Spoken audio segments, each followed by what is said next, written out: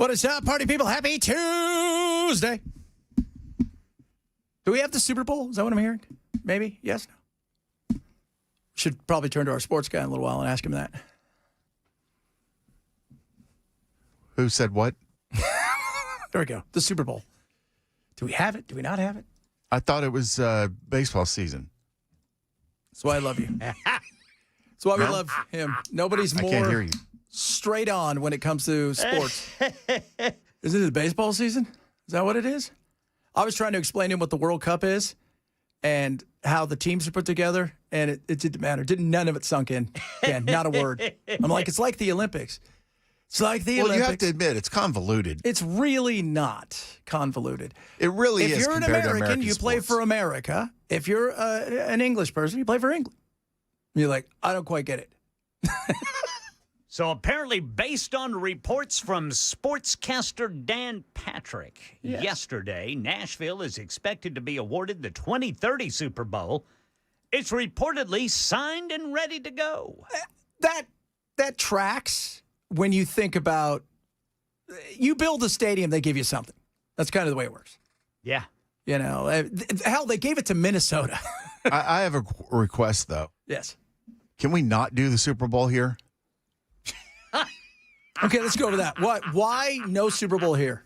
Too many tourists and too much traffic, and I don't need the hassle getting back and forth to work. Now, do I understand that? Yes. Yes. But no, because the tourist dollars, the dollar bills, that will come in here are tremendous. Although I would have to say, Dude, all we got to do is set up a GoFundMe and have them send the money there and stay home. I bet you that more money came in during the amount of people that showed up here for the draft might have been more money that would come in for the Super Bowl for the surrounding areas. There was a ton of people. That was half a million people. That was insane, man. Yeah. That was insane. What is going on with the lights? I don't know. This place is haunted. Did we not pay the bill again? Yeah, that tracks. Aw. Somebody paid a light bill. So I just, I heard it yesterday. I thought, I don't know, because Dan Patrick. First thing I thought of is no gummies for anybody. But it's a different Dan Patrick. That Dan Patrick does not want you to have gummies because you're going to fall into a wood chipper. He's the lieutenant governor. This guy's the sports guy, which Bell met. Long, long time ago. His brother was the program director of KDF for a while. So Bell met him. Bell has no idea what sports is. That's why I love. You're like, my uncle will call me or text me in the middle of the day and go, hey, who's this guy? And I say, oh, he's a pro soccer player. Big time. Isn't he good? Said he's one of the best in the world. Okay. I'm sitting here talking to him. I have no idea who he is. Everybody's very excited and they're taking pictures with him, but we're doing business. I said, okay. You know, my uncle sat next to Terry Bradshaw for 4 hours on a flight, had no idea who he was, right? Got off the plane, and my uncle's reading a nerd book, and he was talking to him the whole time, and I think Bradshaw liked the fact that he never asked him a football question. He asked him just goofy questions. And then he said, can you sign my book? He goes, I don't know who you are, but everybody else is having you sign stuff, so I figured I'd have you sign something. My nephew will probably know who you are. I said, that's about right. So, are we doing the sports ball thing today? We're going to do sports ball. So, because you were good at sports ball. That's everybody's favorite sportscaster, sports ball guy. Boom goes the dynamite. That guy was so awesome. He was, man. He was just waiting. When can I use the boom goes the dynamite? And that's when he used it, and he used it as much as he could. The delivery was awesome. That guy was so spectacular. Well, there was a game tonight, and both teams played very aggressively. And there goes the shot, and boom goes the dynamite. He thought that up so much. That was just spectacular, that guy. And you know what? In today's world, you live on forever. That's right. You live on forever with the boom goes the dynamite. Where everybody has you on, you can go somewhere and go, hey, my buddy's boom goes the dynamite guy. Like, no way. And people know who that is. We're still at war. I'm sure the guy at this point has gotten better with his sportscasting because he was just starting out. So you can't expect him to be perfect. Yeah. That's right. Yeah. Yeah. Well, you know, So my good buddy Gatos, who was my on-air partner out in Phoenix, so he went to Syracuse. And if you guys know anything about Syracuse, you go from Syracuse to ESPN. Yeah. That's the way it works. Everybody, I mean, it's right down the road. Yeah, Mike Tirico, everybody, they recruit out of there. And when he got it, he's telling about all his roommates, like Dave Pash and all of these guys who are his roommates that he came up with. He goes, and he loves sports, but he said, they had me do it. And when you get into the program, you're going to do a game for radio, for basketball. You're going to do a game for football. He goes, I got halfway through basketball and go, I'm not doing ever play-by-play again. I'm awful. This is horrible. And he goes, I left at halftime. Somebody else could do it. He goes, some people have it. He goes, other people don't. Yeah. Yeah, it's a hard thing. It is. I early on in my career, I was setting up the equipment for the play-by-play guy to do this high school basketball game. And apparently we got miscommunication because as I'm setting up, the game is starting. We thought we had another hour. Really? So I get thrown into having to call this girls' basketball game. Oh. I have no idea what Which their means names nobody are. was in the stands. Oh, yeah, there were people there. I mean, but, only a couple of thousand. No, Yeah. just kidding. They were just there to watch him make sandwiches. Yeah, but you know what? In smaller towns, That's a big deal, it's a man. big deal. Like, and I didn't have anybody's name. I was going, well, number 16 passes it over to 24. oh my God, that is It was terrible. And I was caught on air. A buddy of mine who was producing at the time said whenever the play-by-play guy finally showed up, I apparently thought I was off the air, but I said, thank the good Lord. Oh, they took it as if you didn't like. Well, You yeah, were- it's not your fault though. Blaspheming. I've always wanted blasphemy. I've always wanted to do. My buddy does. Well, he was doing the Phoenix Coyotes. He now does. I don't know what they're called, the Mammoth or whatever. I used to say, man, you got to talk him into letting you and I do one period of hockey together because it'll be insane. Because he goes, no. He goes, I'm going to get in trouble. Then they're going to kick me off the air forever. People laugh at you. They'll love you. I'll never work again. I go, that's not my fault. It'll be the greatest 20 minutes of hockey. Right. Because, I mean, hockey, you got to go 100 miles an hour. Yes, you And you have to know everybody's weird name from the weird Yes. country they're from. Slovenian, Yes. Russian, over to Ovechkin, over to Netchkin, over to Blechkin, over to Snetchkin, back over to Johnson, Johnson over to Smith, Smith over to Fneen. Oh, shoot the stars! Over to Claude, Eugene, and Clovis. You don't have that in other sports. No, you don't. You got to know those names, man. Yeah. Well, and Goodness. baseball, you have to be a storyteller. Yes. Because the game's still, that's why Vin Scully is the greatest baseball announcer of all time. Because he tells stories. Yeah. You have to wax poetic. Ball 3, Jim Smith is from, Cedar Rapids, Iowa. He and his dad like to fly fish, fouled away 2-2. They do that. And it is, you've got to have those stories to tell. Right. Where other sports, there's no stories to tell. It's 100 miles an hour. Yep. I used to have to run the board when the Sounds games were on KDA, and it sounded exactly like what you just said. Because baseball goes so slow sometimes, and you've got to have something to say so you're not just sitting there with dead air. So they would start talking about the whole fly fishing thing, and collects iguanas. He would like to have a Ferrari one day. Yeah. Bought his mom and dad a house, which was really nice, and fouled away, still 2-2.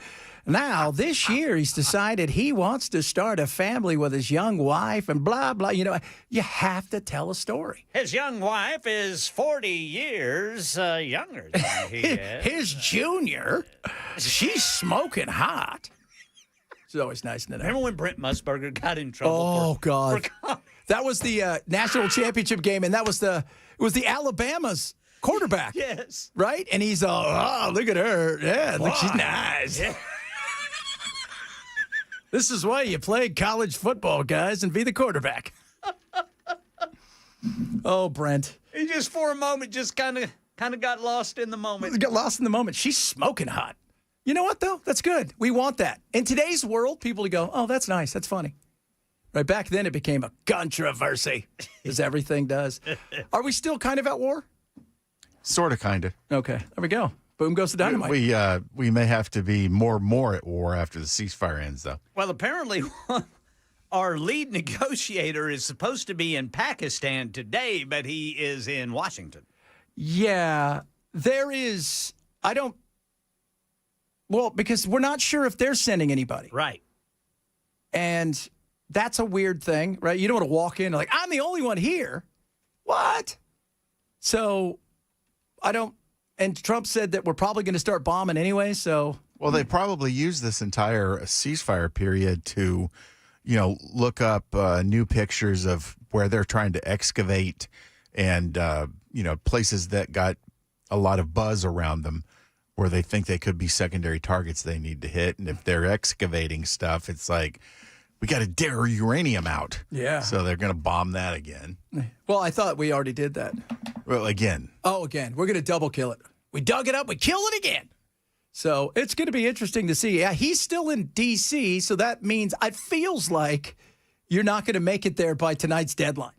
Because it's tonight, right? At 12:01, it's over? I think it's actually tomorrow. Okay, 12:01 their time. I believe. Okay. I've got to look. So that even up. if he left now, that would give them very few hours to actually negotiate. 14-hour flight from D.C. to Islamabad, and on Air Force Two, they don't have to stop for the most part. So I think, but he's still grounded. That's what they're saying. He's grounded at the White House. Are Air Force 1 and 2 set up to refuel in the air? Yeah, they can stay in the air for. So they don't have to land to get refuel. No, especially if something went down where they needed to be up in the air. So they can fly anywhere and they could refuel. But he's still grounded there, and so Trump says he expects to bomb. But I don't think that's going to. I think what's going to happen is it's going to be an uneasy. And what I hope happens is it's an unsaid, we're going to kind of keep this little ceasefire here while we kind of negotiate and really, nobody trusts each other. I need lifetime falafels in this negotiation. Is that what you need? Yeah. I need to know I'm getting a falafel a week. Really? From them? Yeah. From the Ayatollah? Well, it doesn't necessarily have to come from him. I'd rather it come from a competent chef. But well, you don't know. Maybe he makes the best falafels in all of well, I don't want to Tehran. distract him from his duties of denuclearizing. Oh, yeah. I wouldn't want that either. Yeah, I'll tell you what. I wouldn't want that either. It's going to be crazy. I'm going to start bombing tomorrow, but probably not. You don't know. Nobody knows. Yeah, we don't have an exact time. All that we've heard is that President Trump said Wednesday evening, Washington time. Okay. So, all right. So that's Eastern time, sometime tomorrow evening. Oh, well, it'll be a surprise for all of us. Yay! I like surprises. Not that, but woo! I think that there's cooler, calmer heads. I bet you he leaves later on tonight, gets there tomorrow, and they extend. You know where they should have met? They should have met in Switzerland. It's neutral. They make cuckoo clocks, good food. They got lots of banks, right? So Trump could go visit all the Venezuelan oil money. It'll be fantastic. And he could go where you don't have JD having to go and make phone calls. And while that's going on, you got Witkoff and Kushner running out to talk to Israel and the other powers to be, and everything's colliding. How about we just get this done the right way? Okay, there you go. It is Hot Take Tuesday. We've got a lot of hot takes for you. Some hot takes. By the way, Ken, coming up. Yes, sir. Movie trailer. Oh, That yeah? is so amazing. That is everything. That is awesome. And if you've not been checking out the zoo, capybaras are there, and you can go over and play with them. All right. I'm going to try to get us a day. Either they bring them in here, or we go there to hang out with the capybara. Capybara. I'll try to steal one. We'll see how that goes. Bring him in here. Yes. Bring in 3. Maybe there's $100 in my wallet. Maybe there's not. I'm not saying leave. 2 of them. I'm just saying, what if something like that happened? You don't know. A lot of other good stuff. Paul Revere. I talked about that today, and people got mad at me. I was like, okay, I don't really Don't get mad at me. Don't shoot the messenger about Paul Revere. I didn't say he was a bad guy, and I didn't say he did something that was untoward, that he was none of those things. He was a crappy silversmith. He wasn't the only one, is what I'm saying. He wasn't the only one that helped out that day. A bunch of other good stuff on the way. And, of course, sports with Bell. So good. I got my statement ready. He does. He looked at me and said, dude, I got my sports stuff ready today. I said, all right, this is going to go horrible. I know it. But that's what we love about Bell. All that, so much more coming up. A little hot take straight ahead. Jeff Enzo, Super Talk, 997.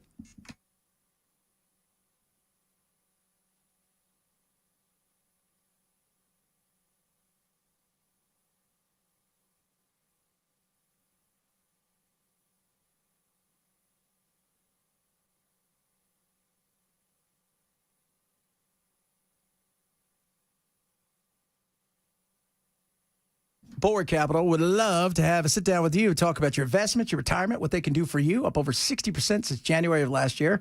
And why is that? Because the way that they approach the market's so much different. First of all, they look at the markets globally way different. They don't buy stuff that is trading 40, 50, 60%, above where they should be, right? They look at things in a very simple way. Buy low, sell high. Sounds simple, but the reality is too many people, they chase the shiny object. And you know what? Hoping for timing. Doesn't work the way you think. So this is what I want you to do. Sit down with them. They're going to give you what they call a know your risk portfolio review. They'll go through your portfolio, talk about where you are, where you want to go. It's absolutely free to you. And they'll show you what they're all about. Simple and easy. You can sign up at knowyourriskpodcast.com today. That's knowyourriskpodcast.com for Board Capital's Know Your Risk Portfolio Review. Investment advisory service offered through Check Financial LLC and SEC registered investment advisor. Invest involved risk, not a guarantee. Past performance, not guarantee future results. Check 2647.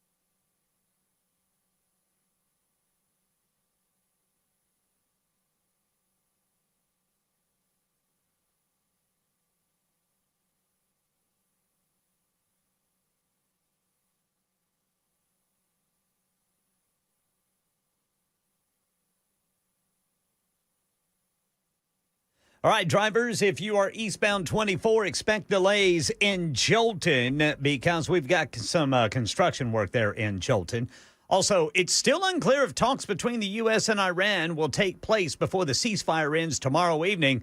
Lead negotiator for the U.S., Vice President J.D. Vance, is still in D.C. So we got a report on that and other top stories at 12:30 on Super Talk 99.7 WTN. I'm loving this. Got ourselves they're making the way through with new mic pop filters. So during the break, got the new mic pop filter. Remember, it's not a spit filter. It's settled down there, Bell, right? You don't, first of all, in your commercial, that's all you need to know. Fix that. I'm working on that right now. 1, 2, 3. That's what I got to say that. I can't wait until they install the $50 bill dispenser. Oh, those are good. That's going to be fun. Well, as long as we keep printing money that way, it's going to be good. Pretty soon, we're going to be like, hey, the $50 bill, it's obsolete. We don't need it anymore. I've made it so we need to. Have you ever seen those nations where they're like, oh, do you have a $200 billion bill? You're like, what? Why is that? Because your money's worthless is why. Oh, Lordy, Lord. Each and every single Tuesday at this time, we sit back, we relax, and we give it to you Hot Take Tuesday. Yeah. Oh, hot take, baby, so hot. Belle, let's start with you now that you got your new pop filter. Yeah, man. Let's hear what you sound like. I think that small talk is absolutely unnecessary and way overrated. Tell me what you need and then shut up. Oh, that's true. That's true. That is. I don't care what happened with your kitten this weekend. I care what happened with mine. I don't want to know about your snake. I'm worried about mine. Yeah. Yeah, I'm sorry you got in a car accident, but I'm worried about my crash. Yeah. Look, and that's why Belle has so many friends. We're like, oh, but My car's ready though. is it? Yeah, I got to pick it up after work. Hey, you know what? I don't care. Hey. Hey. That wasn't small talk. That was important. No, but I see what you're saying. Yeah. Last night, I don't know what we were watching. It was something, I don't know. It was a show where there was somebody was trying to make small talk, and the guy's like, look, I don't really give a rat's ass about this. Just tell me what you need so I can get this done. And my wife goes, I wish more people like that. I'm like, no, you don't. You say you do, but you don't. You don't. Trust me. I know, ladies, people out there. You say, I wish more people. No, you don't. No, you don't. What do you have for us, Ken? Well, I'm not saying it's right, but the best word after stubbing your toe is the F word. It's the fastest one with the loudest impact. You've got about a half second before the pain peaks, so no time for a monologue. No, there is no time for it. And you know what? It's the drop the mic, stub your toe. Yeah. Any kind of thing. Funny bone, doesn't matter. Yeah. Can you use that same thing if you step on a Lego? Yeah. Oh, God, Okay. yeah. Absolutely. Yeah. Anything where there's a smidge of delay. If you get hit in the grundle, every guy knows that thing where you get hit and you're like, did it? Oh, God. Because there's that delay. And then all of a sudden. You know it's coming, boy. Yeah, you know it. You know it. You would absolutely know that. And the pinky toe. Is there anything worse? Oh. When you stub it on just something that you think there's nothing under that cover. And then boom, rips that nail off. You say things in Latin you didn't know you know how to say. Yeah. You don't want that. Ladies, this is for you. I just need the story. Okay? I love my wife. I'll just need the story. Tell me what it is. I don't need to know everything. And this is for all guys. Like Belle's like small talk. Like I'm talking about ladies telling stories. You guys know who you are. Right. It doesn't need to be 12 minutes for you to tell me something. What's at the end, I don't even know what we're talking about anymore. I don't. My wife will start telling me a story. We're 8 minutes in. I have no idea what we're doing. I have no idea who we're talking about. I don't know any of these people. Okay? So combine the story to 30 seconds. Yada, yada, yada. Yeah, exactly. And I say that because I love my wife, but yesterday she started telling me a story last night when I got home from work yesterday. I don't know what it was about. It started out about Sean Ryan and then went somewhere else and then we were into Bible stuff and then all of a sudden and it had to do with somebody else that was going to get to that point of the story. And ladies, don't forget, you can multitask while you're telling the story. Just have the sandwich done by the time the story's over. But dude, by the time the story's over, you might have to have dinner and breakfast. Same thing too for a dream. Oh my God, your dream. What does it mean? Nobody cares. Nobody cares. Oh, Lord, I don't even know what it was. It was just so... I had a strange dream last night. About what, though? I dreamed that I killed a guy in self-defense, but I didn't report it immediately, and so I was going to jail. Oh. It was terrible. That's not fun. No. No. I can't How'd you remember. kill him? I can't remember. But apparently he was stepping to me. Uh-oh. You better recognize. And I decided to delay reporting it for some reason. And then police were coming to arrest me. Man, I like that. You kicked some ass. I like that. He stepped to you. I love that. You know you're in trouble when you're like, he was stepping to me. You don't step to him. He's the wizard. By the way, this guy, 2164, said, I don't need 14 side stories inside your main story. And it's not just you. I watched this guy. He talks about animal attacks. A 30-second story. He tells, it takes 5 minutes. He goes, it was a sunny day. And then he starts talking about the wind was southwest. It was 72 degrees. Jim was hanging out with his beautiful wife, Dolores, who happens to be, nobody cares. Tell me what animal ate the people. The barometric pressure had dropped. Exactly. Oh, my God. Some of you people. Also, no, that dress does not make you look fat. Oh, Lordy. All right, guys, coming up. Yeah, Paul Revere. I told a story today. People got a little upset, and I'm like, I'm just trying to point out history. History's a good thing. We don't always get history. History is sometimes we like it neat, and sometimes it's neat. Two different ways we say neat because we're a weird country. Chad Benson Show, Super Talk 997.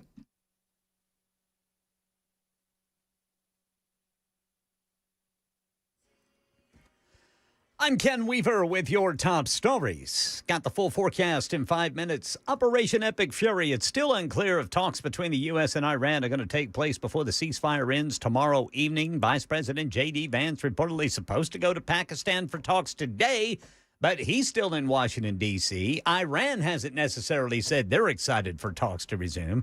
President Trump speaking on CNBC this morning. What I think is that we're going to end up with a great deal.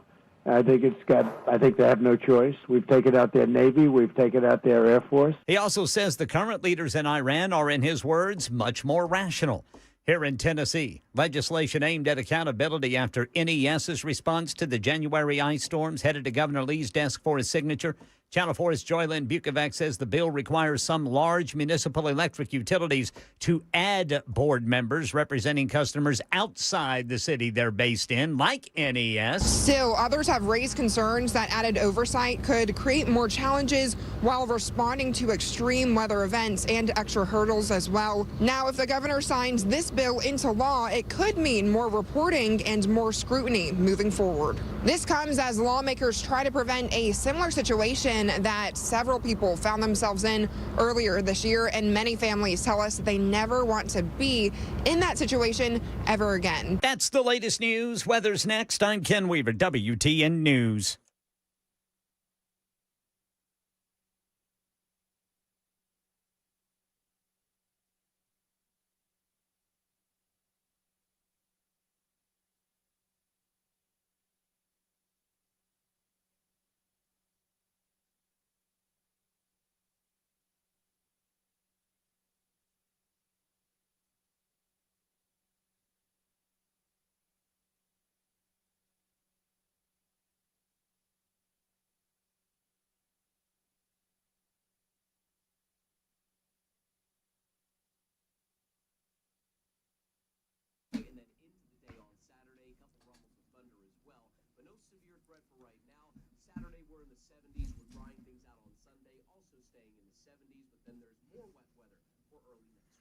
Busy Bee Plumbing, Heating, and Cooling. They got all kinds of great things going on. Spring Breathe Easy packages are ready. But check this out. This weekend, you want to go see them? 24th, 25th, 26th, Music City Home Expo. They're going to be there all day, Friday, Saturday, and Sunday at the fairgrounds right here in Nashville at the Expo Center. Get over there and see them, talk to them, right? Break bread is like they shake hands, press flash. They're amazing. And they got everything. Those packages are talking about the Spring Breathe Easy package, AC tune-ups, right? Indoor air quality checks, boom, duct inspection, premium air duct cleaning. They're going to remove all the buildup, the debris deep inside that system so you breathe easier and better. Whole home germicidal system as well. They're going to install that. And check this out. Premium service, you're going to get a bonus unit fog deodorizer leaving your house fresh, clean, and smelling amazing. Right now, just $11.99 for the 1.5 to 3 ton systems, regularly $1,800 or $15.99 For the 3.5 to 5-ton units, regularly $2,100. Call Busy Bee today, 615-775-7833, or visit them online at busybhvac.com today.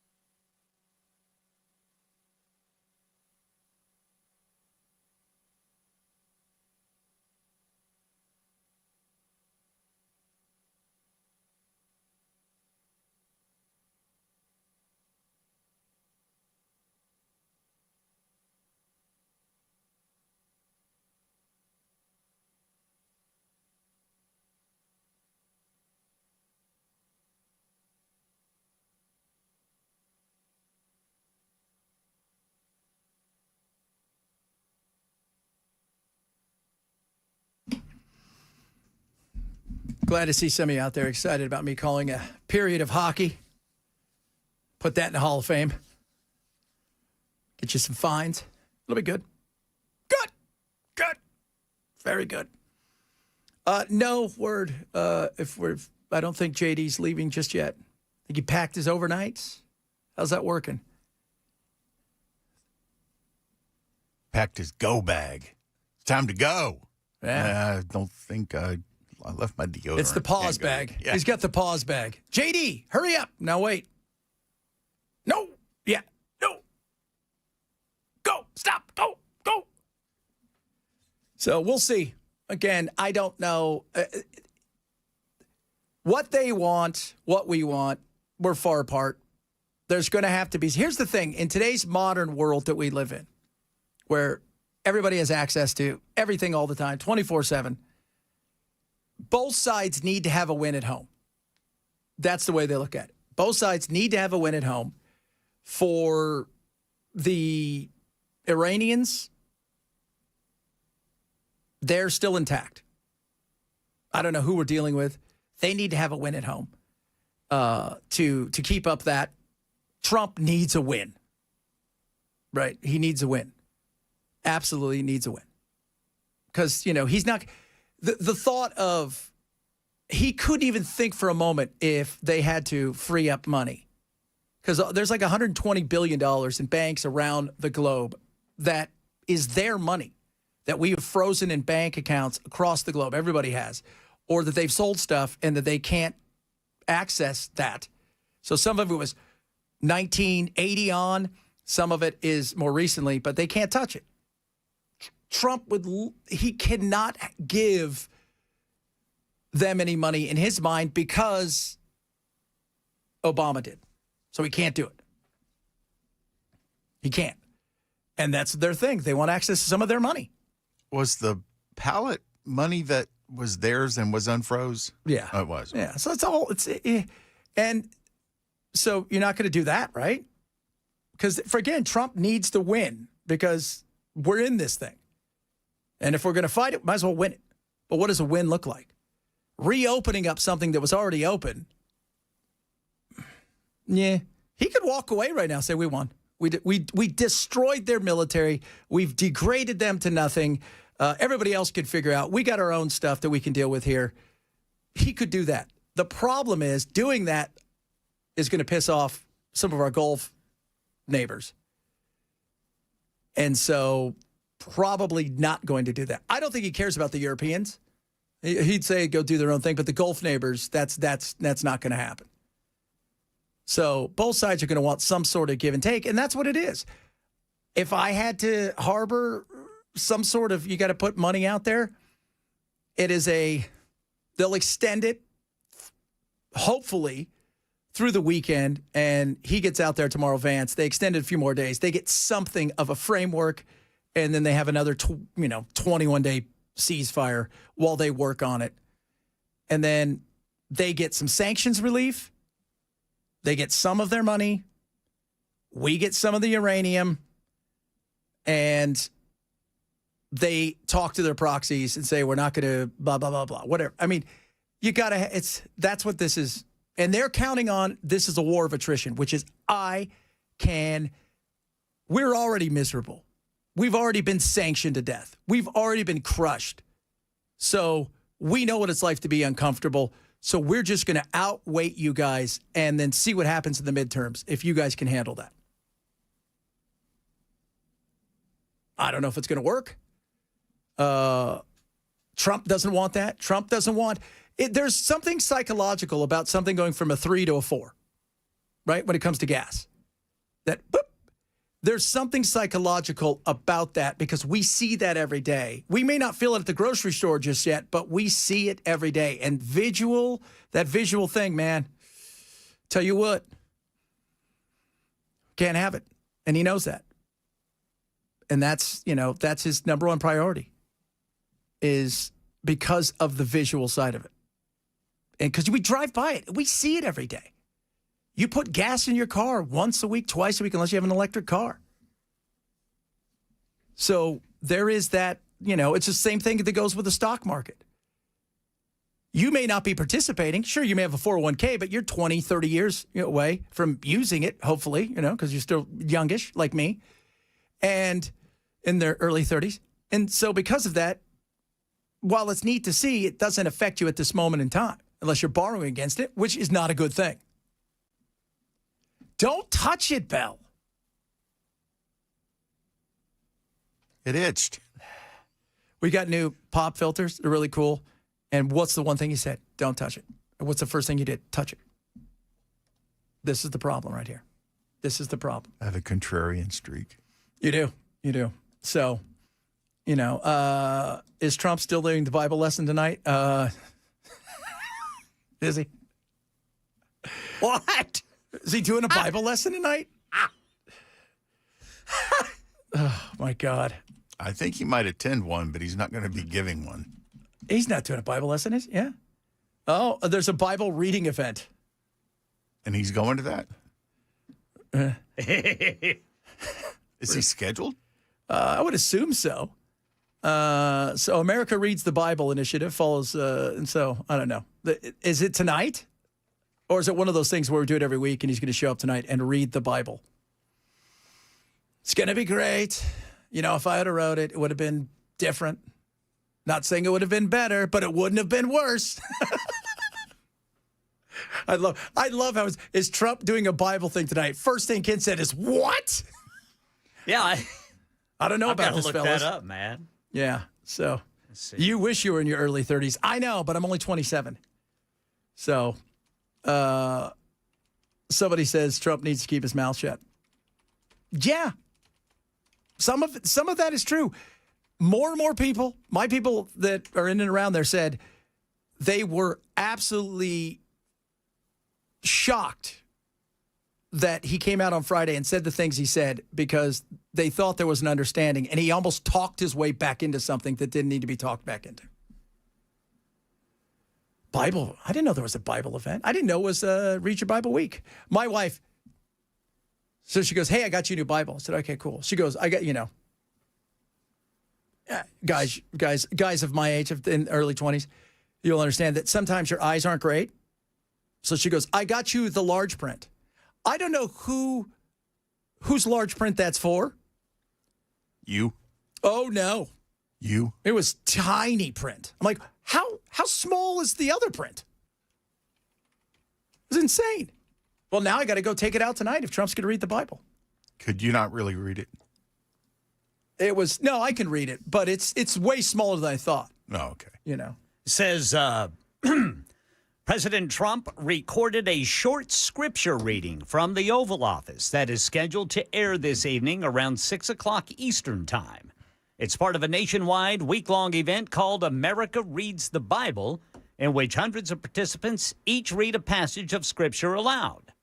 Trump's contribution is a pre-recorded reading of 2 Chronicles 7, chapter 7, verses 11 through 22. Not a live appearance, sermon, or teaching session. It's just him reading it. And then I guess a bunch of other people reading it. But I thought 2 Corinthians was his favorite book in the Bible.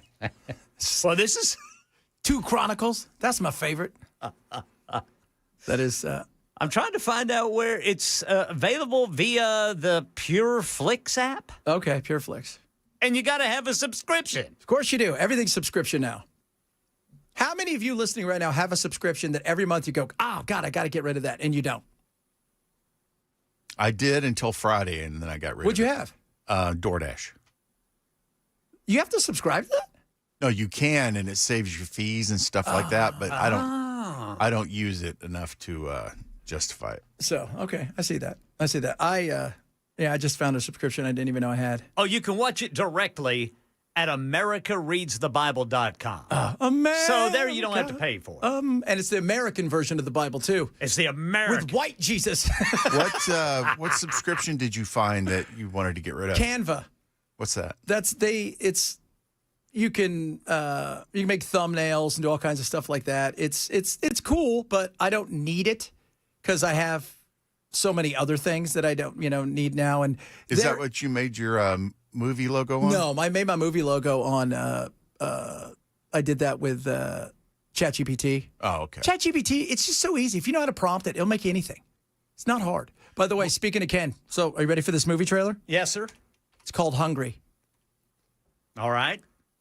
What animal do we talk about that is the most terrifying animal out there? Hippo. It's about a hippo that gets loose in New Orleans in the rivers and tips over a riverboat and starts munching on people. I am so pumped about it. He's just trying to protect his kids.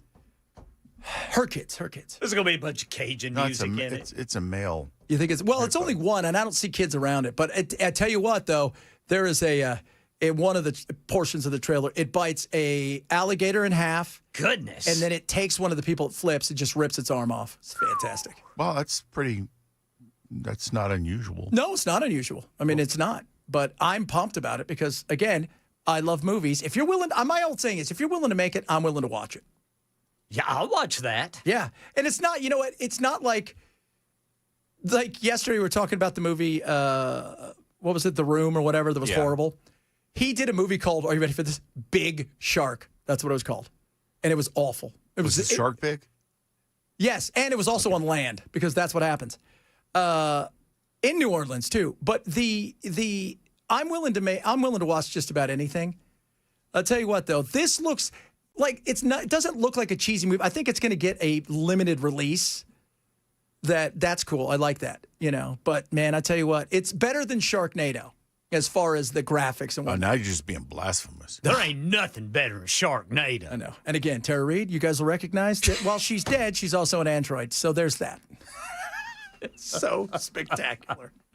That is so spectacular. I just thank you so much. That's what I love. He's going to read 2 Chronicles 7:14. Let's see. Where was that? 2 Chronicles chapter 7, verses 11 through 22. How many times do you think he had to read that? Halfway through, he's like, and let me tell you, it's what Jesus said to me. He said, Don. Well, I wonder if it's going to be the old King James version, Oh, because that that would be could be great. interesting. I will. He said, Don, go put on my clothes and pretend you're a doctor. And go Don, heal." you're the best. I've never seen anybody better than you. You and I are closer than anybody. He said that. He said that to me. To me, he said that. Not you, but me. He said, you are touched by an angel. So spectacular. America reads the Bible tonight, guys. Get ready for it. All right, coming up, Bell and sports. He's up to date on stuff. We're going to find out. May not even be sports. We don't know. We're going to find out straight ahead. Chad Bench, Super Talk 99.7.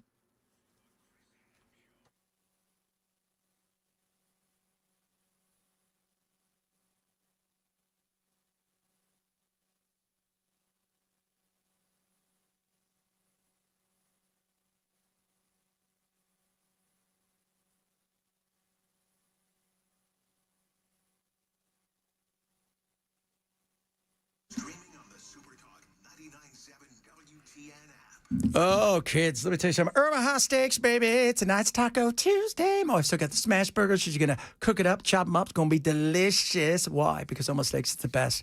None of that weird stuff they pump into there when you go to the grocery store. You're not paying super crazy money. You're going to pay 50% off right now across the board. And you can get a mishmash of the best protein and meats around, delivered right to your door.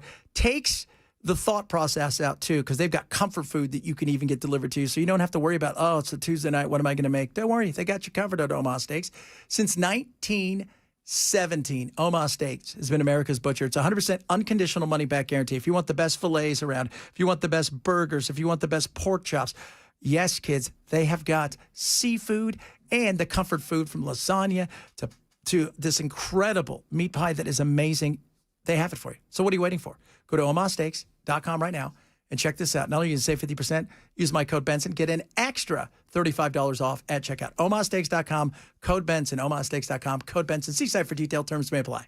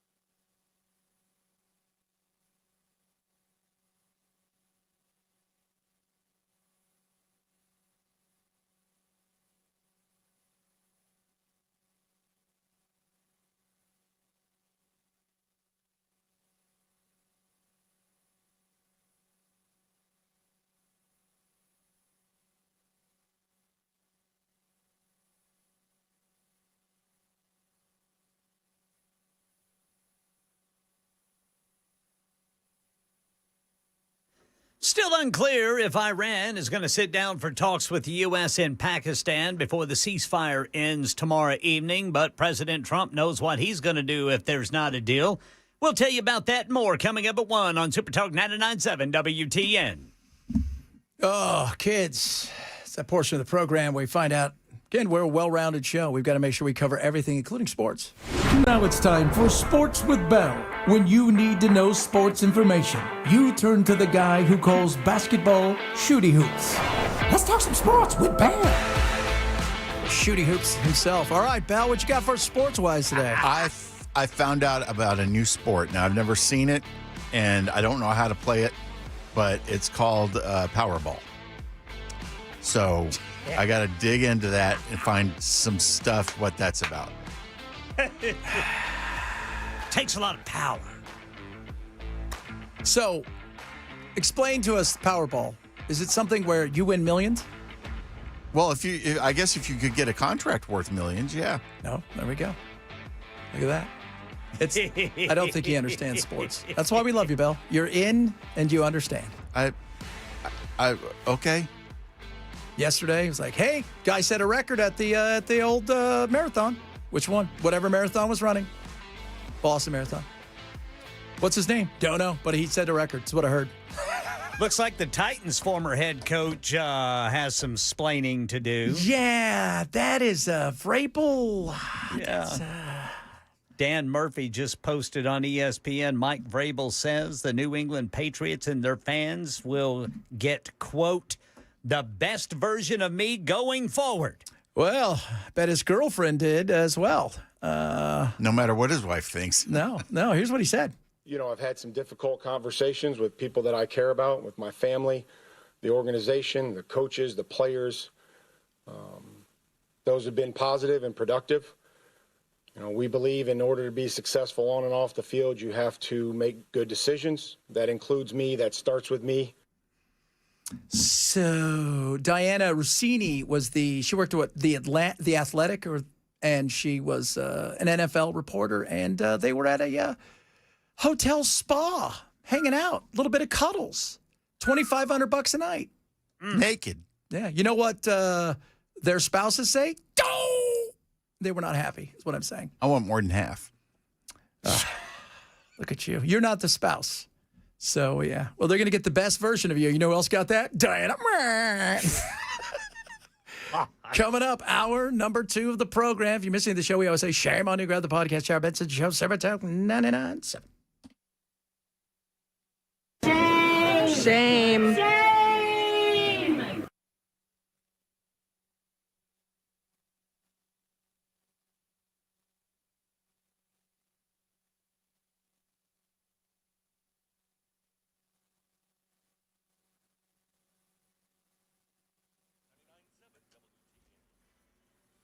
1 o'clock on the dot. I'm Ken Weaver with your top stories. Got the full forecast coming up in 5 minutes. Operation Epic Fury. Unclear if Iran is going to sit down for talks with the U.S. and Pakistan before the ceasefire ends tomorrow evening. Vice President J.D. Vance reportedly to lead the U.S. delegation, but he's still in Washington.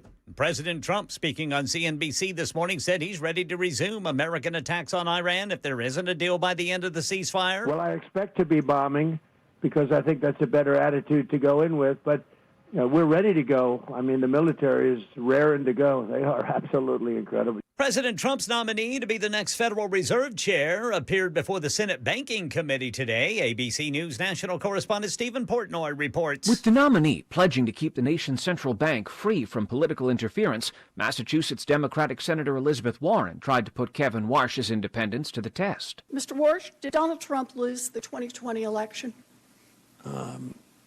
We try to keep politics, if I'm confirmed, out of the Federal I'm just Reserve. asking a factual question. North Carolina Republican Tom Tillis says he would support Warsh. You have extraordinary credentials. But Tillis says he won't back him while the Justice Department continues probing the Fed's costly renovation under outgoing Chair Jerome Powell. Stephen Portnoy, ABC News, Washington. Yeah, Jerome Powell's term as chair due to expire next month. Powell has pledged not to leave the Fed if his replacement isn't confirmed by then. And right now, it looks like this ongoing probe is the main complicating factor. Starbucks is bringing a major corporate presence to Nashville. The coffee giant says it's going to invest $100 million in a new Southeast corporate office downtown. Up to 2,000 jobs expected over the next several years. So Seattle's going to remain Starbucks' global headquarters, while the Nashville office will support supply chain operations, technology teams, finance and consumer and corporate services. And he wasn't as familiar as Donnie or Marie, but one of the Osmonds has passed away at the age of 76. There's a message from you in the air. Just like you might not have known this hard-driving rock hit Crazy Horses was an Osmond song, you might not have known that Alan Osmond was one of those who co-wrote it. Alan was the oldest of the performing Osmond brothers and had 8 sons of his own. He usually sang backup, but also played bass, guitar, piano, and trumpet. Alan and his brothers Jay, Merrill, and Wayne were the original band members, later joined by Donnie. Alan Osmond was diagnosed with MS in 1987. Sherry Preston, ABC News. That's the latest news. Weather's next. I'm Ken Weaver, WTN News.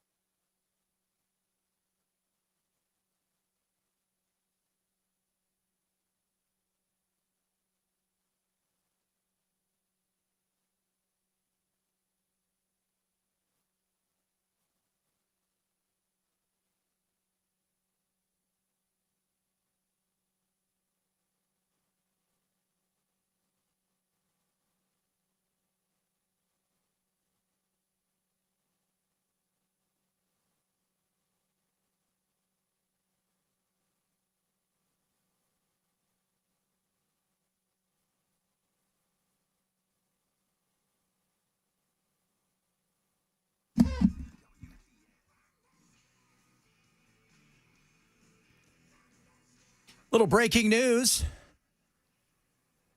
Kushner and Witkoff are heading to D.C. The going over to Islamabad looks to be off, at least right now. JD's been told to stand down, put your socks away. You're not going anywhere. So what does that mean? War. It's back.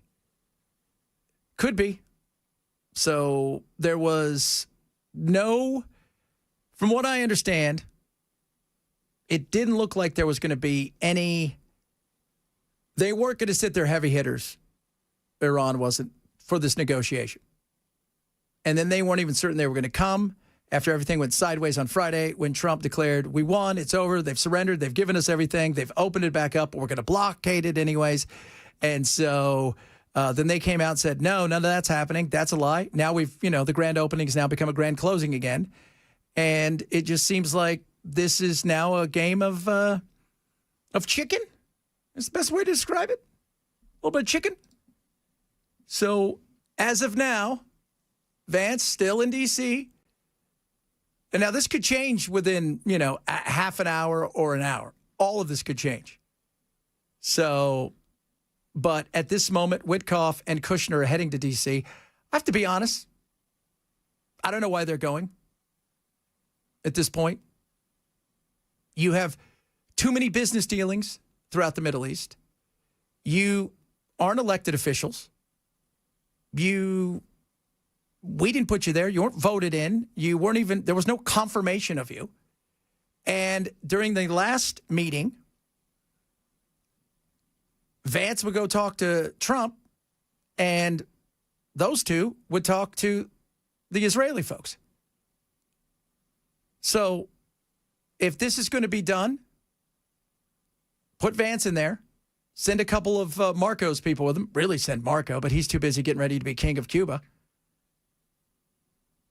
So we'll see what happens. He's going to be king of Cuba, too. He's got to be excited about that. His parents are going to be so thrilled about being king of Cuba earlier today on Squawk Box. Have been killing a lot of soldiers, a lot of our soldiers, and a lot of other people. They've killed 42,000 people over the last 2 months. And, you get to a point where people don't want to mention that. They don't like mentioning that. 42,000 unarmed protesters, innocent unarmed protesters, many of them hung. So we're not dealing with the nicest group of people, but we're dealing with them very successfully, and the blockade has been a tremendous success. They said 2 days ago, we will open the strait. I said, no, we're not going to open the strait until we have a final deal. No, we want to open the strait. They said, we're not opening. We totally control the strait, just so you understand, for all the fake news out there. Okay, so you control the strait. 22 ships got through yesterday, but they control the strait because they shut it down. I don't know. It's basically both of you have welded the door shut from each side is kind of what we're looking at. Am I right? I mean, that's not the best way. We'll show you. And now I have this picture in my head drawn by the Far Side guy of a little boy pushing on a door that says pull. Yeah, that's kind of what's going on right now. And it's is it anything going to, Trump, if I'm correct, Ken said tomorrow night, D.C. evening time. Didn't quite give a full, probably after his Bible reading.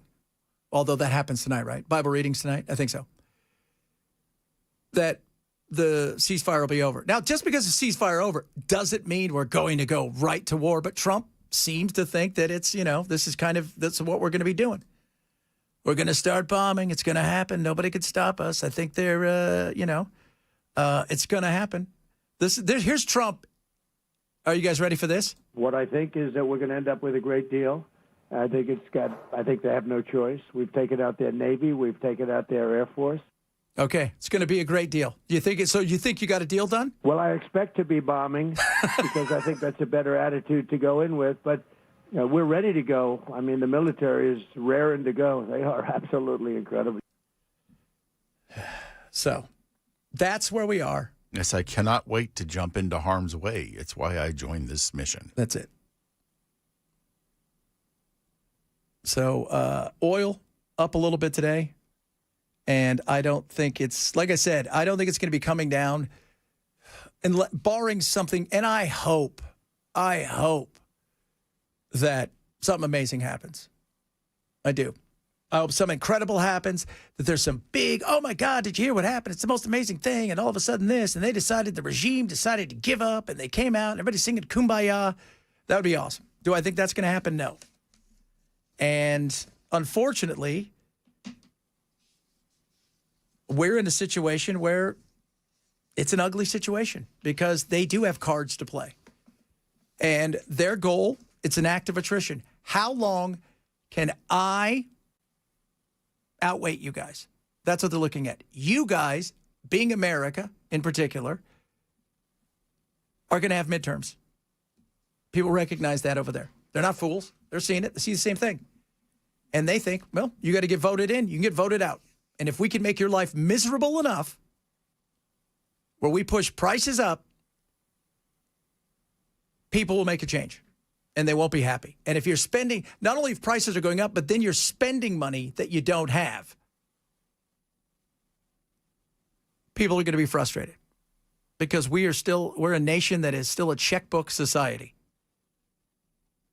So, and for us, Trump could walk away, say we won, we decimated. The issue is not even so much about NATO, right? Take NATO out of it. Take the Europeans out of it. The issue is UAE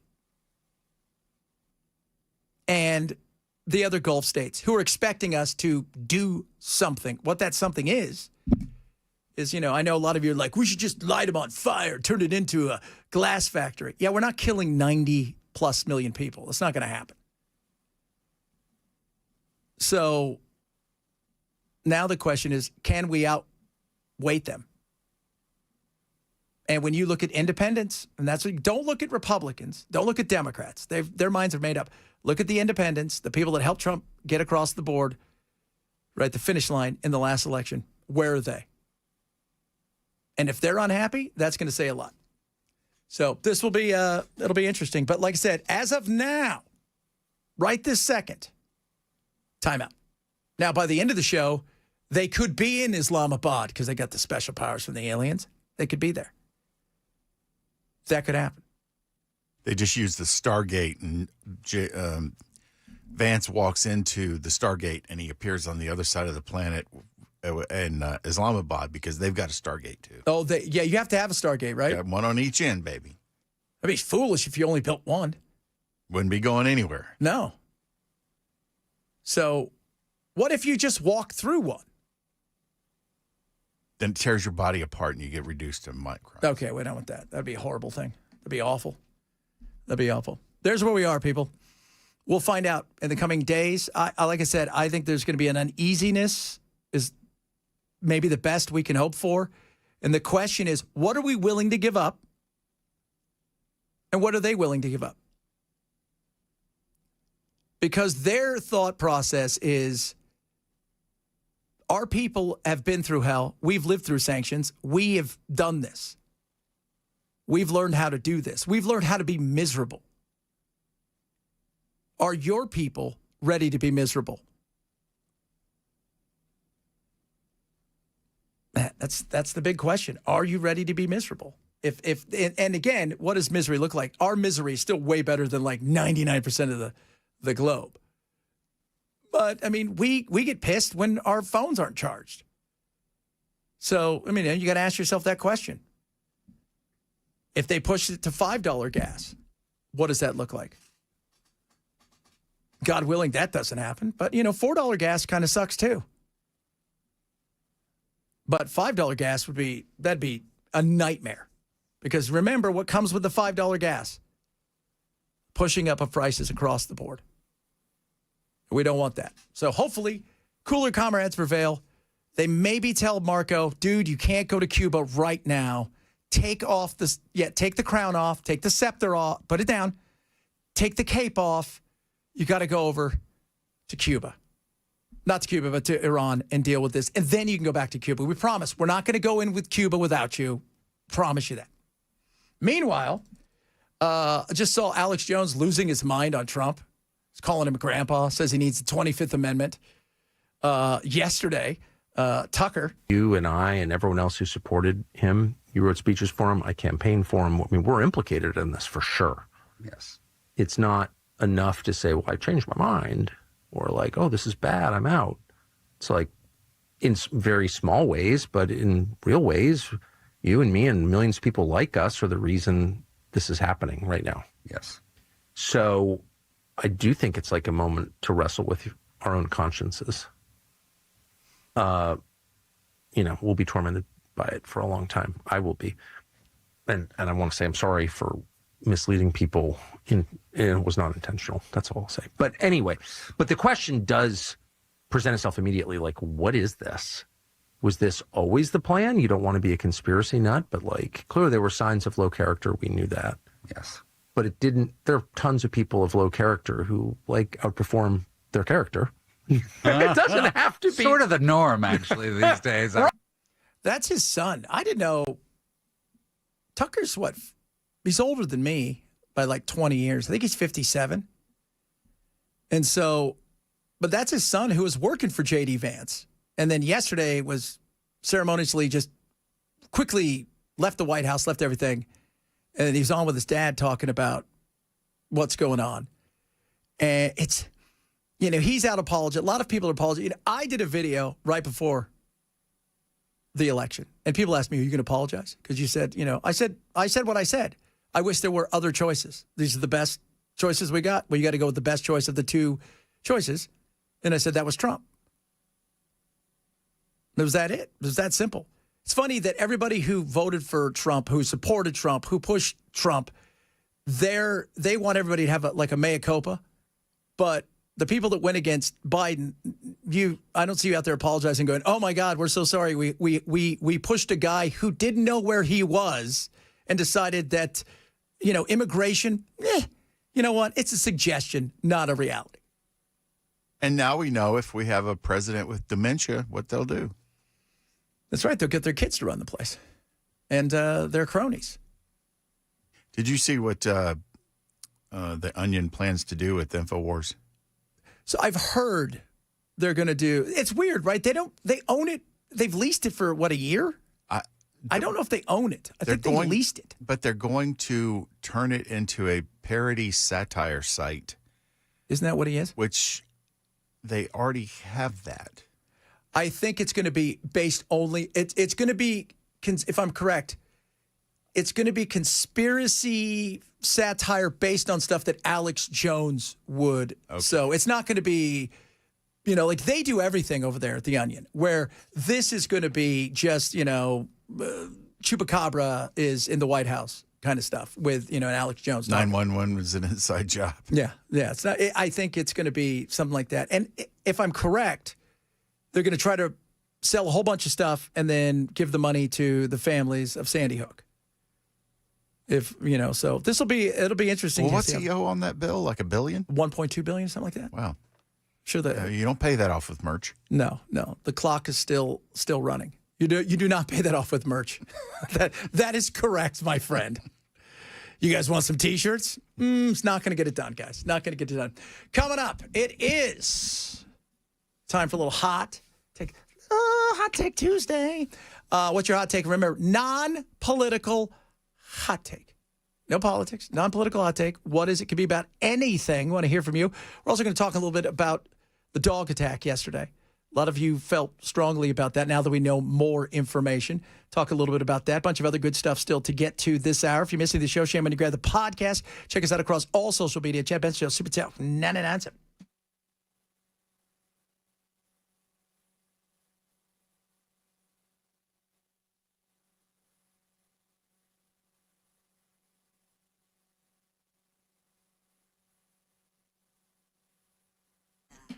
Relief Factor is incredible. Why? Because you want to feel good. Relief Factor. You want to feel better with your legs and your body, and maybe you got some joints that are a little sore. Just as getting older, maybe your muscles are sore, inflammation kicking your butt.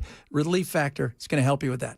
Doesn't mask the pain. It fights inflammation. And inflammation is, a lot of it has to do with our food, but also our lifestyles in general. Relief Factor is going to help you with that. That's what I want you to do. Go to relieffactor.com, relieffactor.com. Make sure you tell them I sent you. I take it every single day. I'm working out more. I'm feeling 1,000 times better.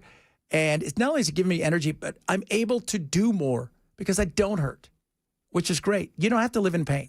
Get yourself some Relief Factor right now. Less than $20 to get you a 3-week quick start. Relieffactor.com or call 800-4RELIEF. 800, the number 4 Relief for Relief Factor.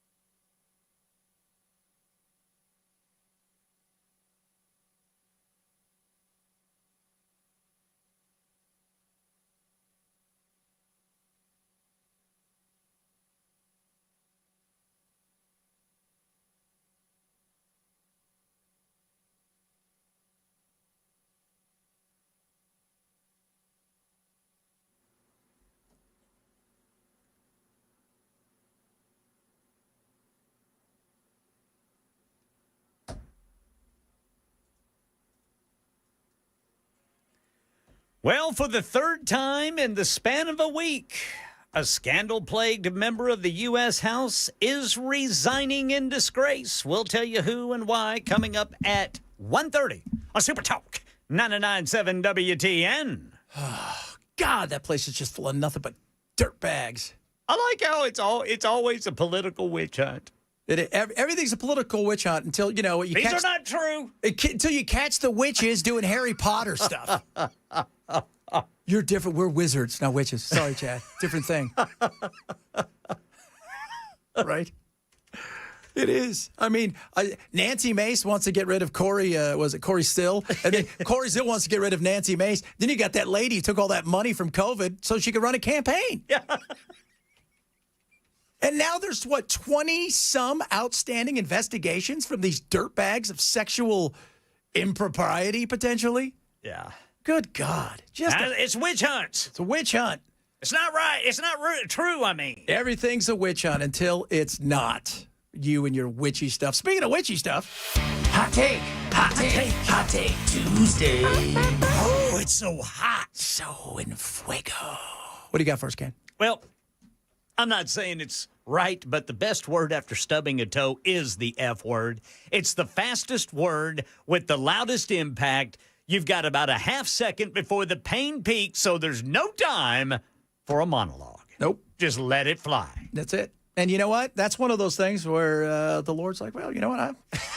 I'm not going to get mad at you for that. I put that little thing on you, right? That little weird nub. That as you get older, gets even weirder. It's the coffee table's fault. Oh, that coffee table, I'll tell you what, that thing has taken more lives. Yeah. Everybody knows the delay, it's coming, and it's going to be bad. It's just how bad. Yeah. And so you have to start it off by punctuating it. Yes. By dropping the F-bomb. Fiddlesticks! Yeah, any woman that's ever said birth is the most painful thing that you can go through has never stepped on a Lego. Oh, they probably have. No, they haven't. That's the worst pain.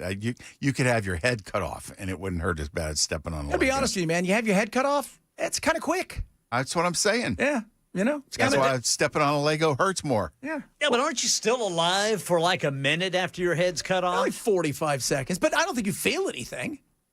Yeah, I don't think you would be able if to you feel did it right. anything. Well, you wouldn't be able to scratch it. No, you wouldn't. That's for sure. My best friend's wife, she said, birth is nothing pain-wise compared to stones.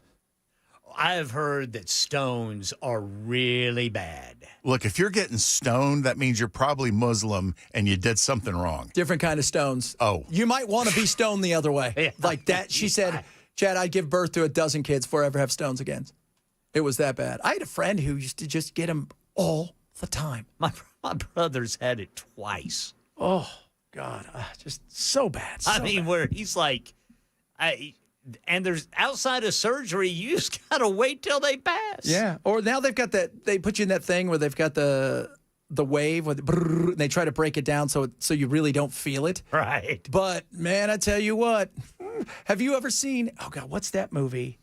It's a TV show. It was a Western that was on HBO. So, it was dropping the F-bombs and stuff. And it was, Timothy Oliphant was in it and all this. It was Deadwood? Yes, Deadwood. And he had stones, and they were trying to help him get it out, and they stuck something up his urethra. They could feel it tapping. And I was like, no, God, Party no. foul. That is a party foul. Yeah. Do not have that, guys. I hope you guys are eating lunch right there. Try stepping on jacks. Ooh, yeah, jacks. For those of you who don't know what jacks are from the way back in the day, we didn't have stuff that was fun like the computers and whatnot. So we used to bounce a ball and then pick up these things that look like mines. That's what led to Pong. Mines with points. Yes. So just to let you guys know what those were because it was fun. All right. You go, Kai and Bill.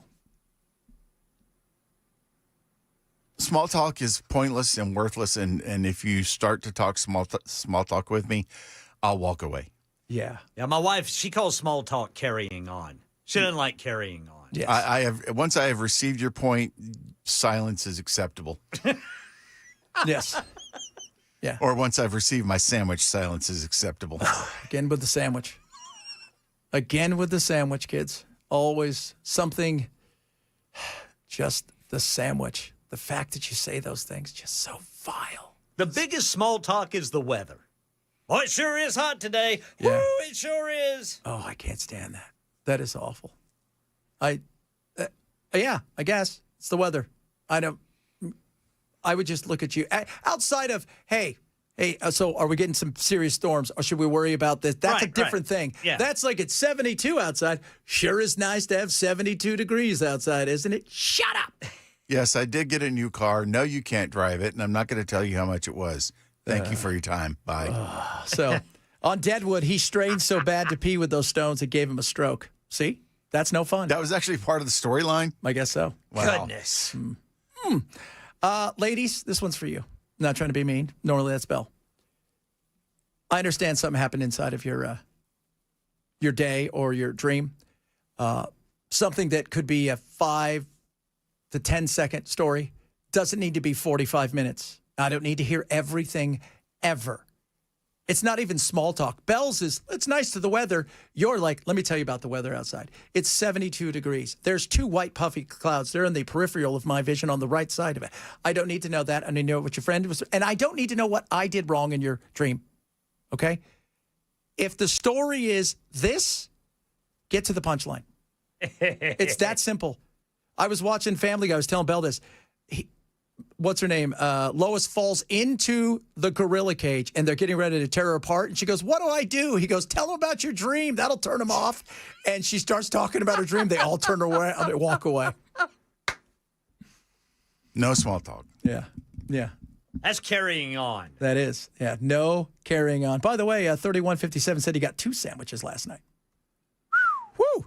I raise him up as a good example of a real man.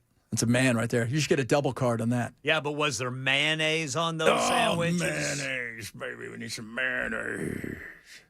Oh, Lordy Lord. By the way, speaking of condiments, is there really a difference between Dijon mustard and spicy brown mustard? Aren't they the same? Yeah, I don't know. I would assume. I'll have to look at the ingredients. That's very interesting. I just thought of that for some reason. I think Dijon has a little bit of horseradish in it. Ah, horseradish. I think. Yeah. That's a bunch of horse crap if it does.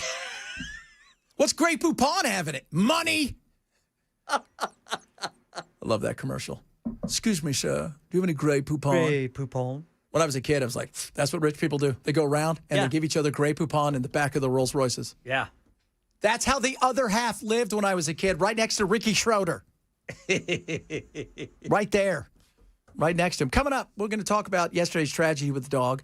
A lot of people get angry about this. I'm sure some of you will be angry. We're going to talk a bit about that. Also, we made sure yesterday is that they get all the bills done, and I'm sure they're doing a great job with that. If anything happens with the weed, you do not have to worry. We've doubled down on there's no chance of it happening here. Yeah. Yes. Well I'll done. just ignore those laws anyway. Yeah, just ignore those laws. Wait till you find out what they did with Coke. Nothing. They forgot to put that in there, so it's a free-for-all. I don't think that's true, Chad. I don't.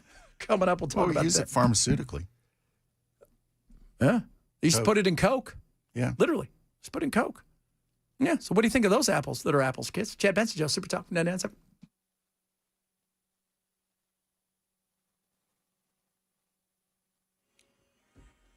I'm Ken Weaver with your top stories. Got the full forecast in 5 minutes. And for the third time in the span of a week, a scandal-plagued member of the U.S. House has resigned in disgrace. This time it's Florida Democrat Sheila I knew I'd mess this up. Sheila McCormick. ABC News National. That lady. The loser. ABC News National correspondent Stephen Portnoy reports. In a statement, the Florida Democrat claims she's been the target of a witch hunt. But Sheila Cheerfulous McCormick says she'll step away rather than play these political games. The announcement of her immediate resignation came just minutes before the House Ethics Committee was to hold a rare public hearing on the charges against her, which could have culminated in a recommendation that she be expelled. Cheerfulous McCormick faces charges in federal court that she stole millions in FEMA disaster funds for her campaign, but she vows her fight is far from over. Cheerfulous. Operation Epic Fury. Iran says it has not made a decision as to whether it will attend the Pakistan ceasefire talks with the U.S., and the U.S. delegation to be led by Vice President J.D. Vance is still in D.C. Iran blaming the U.S. blockade of its ships in and out of Iranian ports. ABC News contributor and former Defense Department official Mick Mulroy says Iran's economy is getting crippled by the war, and it would benefit them to engage in negotiations. It's in their interest. They obviously are having a big issue with the blockade that the U.S. military is doing right now. It is not only cutting off their ability to sell their energy, which they use to fund the regime, but also to get goods. Like this ship that was just seized was going to Bandar Abbas, which is a port in Iran, delivering goods. Starbucks will open a corporate office in Nashville, making it official this morning alongside Governor Lee at the Peabody Union site. This is one of the coolest cities in America. This is one of the greatest states in the country. Starbucks to invest $100 million and create 2,000 jobs in Music City. That's the latest news. Weather's next. I'm Ken Weaver, WTN News.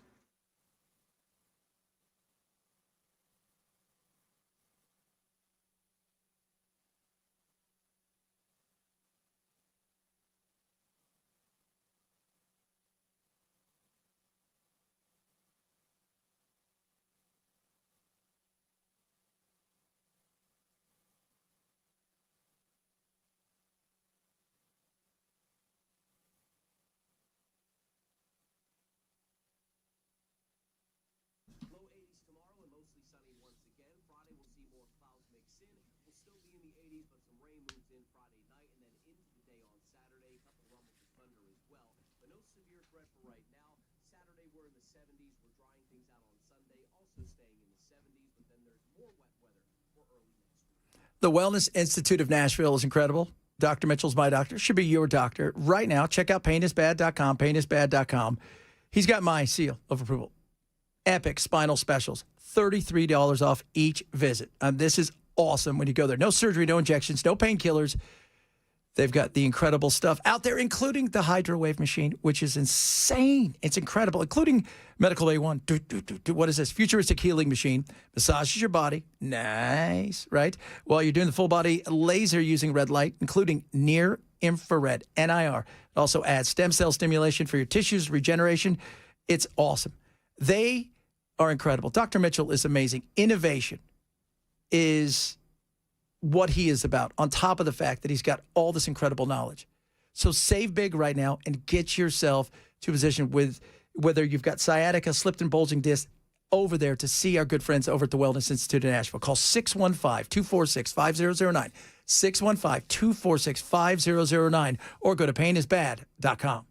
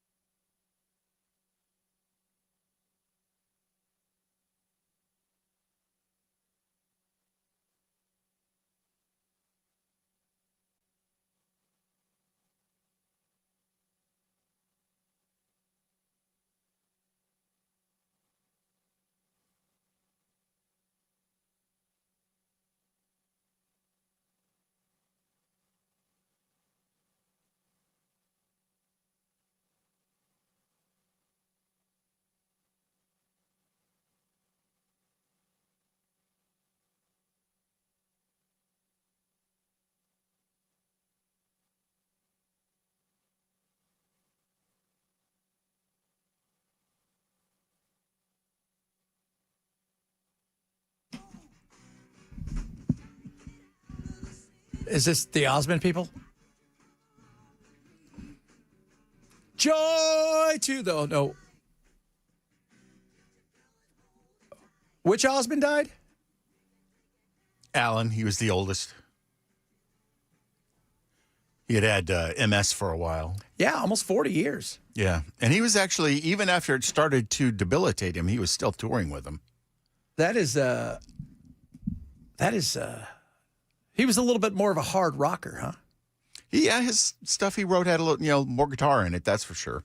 I think, because they're the Osmonds, because of the Mormons, because of Utah, the fact they all have 95 kids and stuff like that, you hear all these things. I think people forget that they were talented. Yeah. They were super talented. I mean, and they had the clean profiles, and stuff, but they didn't want to do anything in public that would make the church give them the side eye. Yeah, you don't want that. You don't want a side eye from the Mormon church. They're going to come take you out that temple. You're not going to get to go to your special planet. That's regular Mormon, not space Mormon. No, space Mormon. Totally different world. Totally. That is a totally different lawsuit. That lawsuit we got, that's a totally different thing. Paul Revere and the Raiders, good band back in the day. Yesterday, Patriots Day. One-hit wonder, weren't they? Yeah, I think they were. Yeah. Patriots Day. If you know it's a Patriots Day, they do a big thing in Boston. Patriots Day, celebrating the ride of Paul Revere was one of the big things they do. It's important to remember our patriots on a day like today. People that brought this country to its place in the world where it originated, and also remember those patriots that preserve it today. We thank our armed forces. Amen on that. So people are super excited. They're going out there, right? Because kids don't have to go to school. It's a weird thing where that's a holiday for them. I came here because I really like history, and I love learning about the American Revolution. Okay. Well, we're going to teach a little something. Because it's all about what? The Midnight Ride. What was that like? And I talked about this on my show today. It wasn't what everybody thinks it is. He didn't finish the ride, by the way. He and some of the other folks, Samuel Prescott and Mr. Billy Dolls, I call him. They got caught. They got caught. He didn't shout. What do you think he shouted? Fiddlesticks. My foot's caught. Yeah. Oh, crap, I got caught. No, everyone's like, the British are coming. No, he didn't, because everybody was British. They'll be like saying, your neighbor's coming, your neighbor's coming. So something usually about the regulars, something like that. But he was caught. Prescott escaped, finished the ride. The whole 1 if by sea, 2 if by land, that he left before they ever, did all the things where they lit it and stuff. Wadsworth decided, Longfellow, right? He decided, hey, I need a great story for my poems. I need a great story. This guy's connected. He's kind of a semi-big deal, right? It was a bit of a semi-big deal. The Copper King, dentistry, a big time, he was an ironsmith. He did all these things, and he was politically connected. And they thought, this will be a neat bow that we can wrap him up in. And that's why I said earlier, neat and neat are two different things. History's not really, it's neat and exciting, but rarely is it neat and clean and perfect. He was also court-martialed 4 years after the ride because cowardice. We got our butts kicked at the, was it Penobscot or Penobscot expedition, and it was like the worst defeat until Pearl Harbor, Navy-wise, and apparently they got him for that. But I just think that in today's world, we forget that this was a big deal. And it was also a big spy network. And it was a big network across the board where everybody was doing their part, but they chose one dude. You're the guy that we're going to hold up. Billy Dolls and Sybil Lunkington or whatever, and just all these other people, Prescott, we forget about them. But they deserve a little, hey, guess what? He didn't do it alone. Okay? Good God. But we do that. I mean, if you think about, you go back and look at how we wrote history, just like everybody writes their own history. And we do like to tie things up into a perfect bow for certain things. That makes us look good. Well, it makes it look good, but it's also an easier story to tell, right? Telling a story about several guys who are, just run-of-the-mill, probably drunk. He's the town drunk, but he's great on a horse. That's probably closer to a real story than not. But he doesn't make a great hero. Yeah, Otis was actually on a cow. Otis was the man. Yeah, and he was saying, "Giddy up, old paint." Giddy up. Larry said, hey, those MFers are coming. Didn't say the redcoats are coming. That would be funny if he said that. The MFers are coming. Those SOBs are coming. You better get on them. Tell you that right now. So that's why I like to talk about history. I like to look at all of history, good, bad, and different. And I do that, by the way, like across the board, even with this whole thing with Iran. I want to know what's the entire history of us in Iran. When I was in grade school and they came out with the Minuteman missile, I thought, why in the hell did those guys back in the 1700s name themselves after a missile? And then I thought about it for a minute. I'm like, oh, they're naming the missile after the Minutemen. Yes. See the way that worked there? You didn't quite get that, Bell, did you? But you get it now. I think I was in 7th grade when I was wondering that. The Minuteman. How many minutes? And by the way, ladies, that's all you got to say for the Minuteman. You don't want that, is what I'm trying to tell you. Quick update. DeSantis, he really wants to be a part of the administration, but a quick update when it comes to us going to Islamabad, Iran. Looks like it's not happening today. So, is Trump going to start bombing tomorrow? What did you say, Ken? It was going to be afternoon time tomorrow or tomorrow night? He said Wednesday evening, Washington time. Fox News is reporting that the Iranian delegation will arrive in Islamabad tomorrow and that there is a power struggle in Iran over the talks with the U.S. I would assume, yeah, but you knew that. Who is in control in Iran? IRGC, for the most part. So you've got the Ayatollah's son, okay? He is he's the person who is now running everything. But he's also a little incapacitated. His face is kind of a hot mess. I think that he lost part of his leg in one of the attacks. Okay.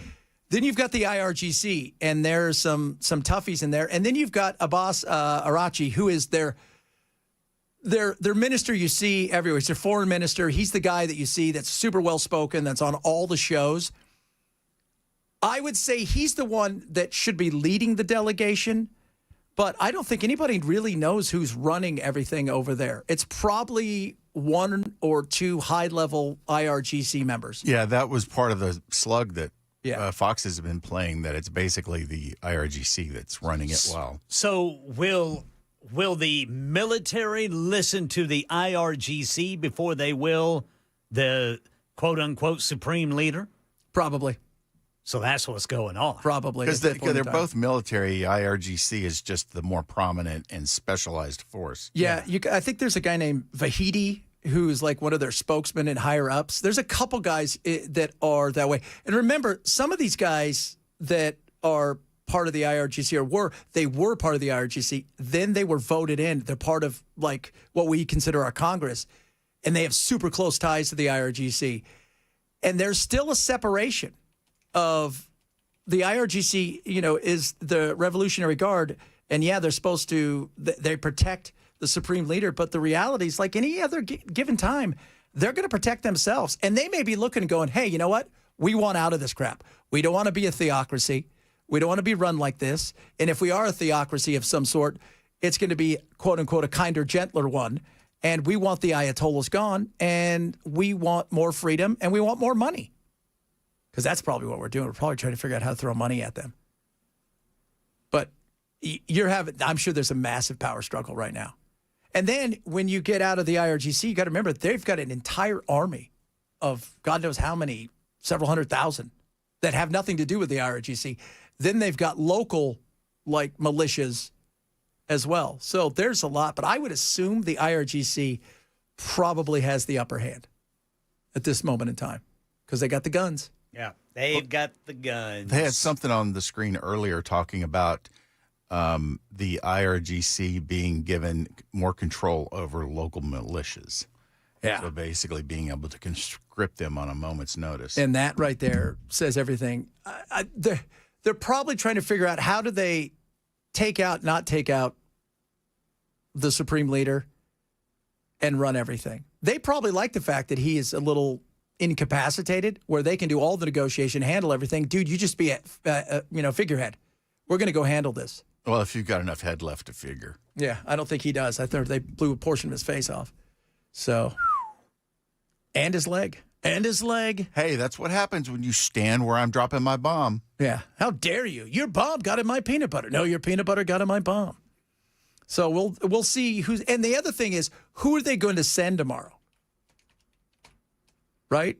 Is it people representing the people with the guns? The people with the guns who are the ones who are talking for the regime?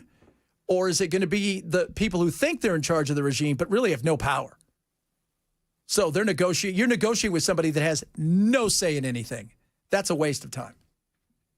So it's going to be interesting, kids. It's going to be interesting indeed. I have this vision in my head of the new supreme leader looking sort of like Britney Spears in South Park. What do you mean? When they blew half of her head off. Oh, God, that's right. She's like, and their tongue still sticking out. That was so gnarly. Gnarly. Coming up, a little bit more on this. UK just did something crazy. We're going to talk about that. So they take away more and more freedoms. That's why we looked at the British and go, they're awful. And they're going to be way more awfuler in the future, too. Chad Benson Show, Super Talk 99.7.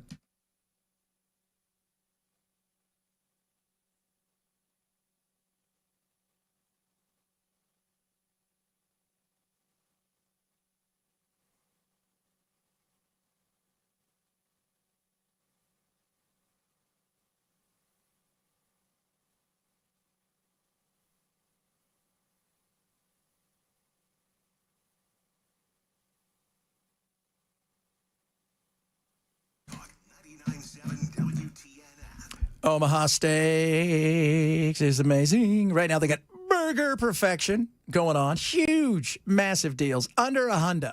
You're going to save 53% right now when you go to omahasteaks.com. Use my code Benson. You'll save an extra $35 off at checkout. What are you getting? The best in burgers. Filet mignon burgers, New York strip burgers, ribeye burgers, brisket burgers, sirloin burgers, the incredible Omaha Steak seasoning, and 8 free private reserve Wagyu smash burgers. They're incredible. Maybe you're saying to yourself, Chad, what else do they have for you? You want steak packages? Tons of them. The Heartland Signature Steak Package. Triple trimmed filet mignon, boneless New York strips, ribeyes, beef, sirloin tips. They've got it all and then some. They've got everything you can think of. And 100% unconditional bite-for-bite money-back guarantee. Nobody does it better than Omaha Steaks. We're going to have our tacos tonight thanks to Omaha Steaks because we're going to take those Wagyu burgers. My wife's going to cut them up after she makes them, and we're going to have tacos. And you're going to be like, I'm so jealous. You should be. But you could do it yourself. Go to omahasteaks.com. Use my code Benson. Save an extra $35 off at checkout. omahasteaks.com. Code Benson. See site for detailed terms may apply.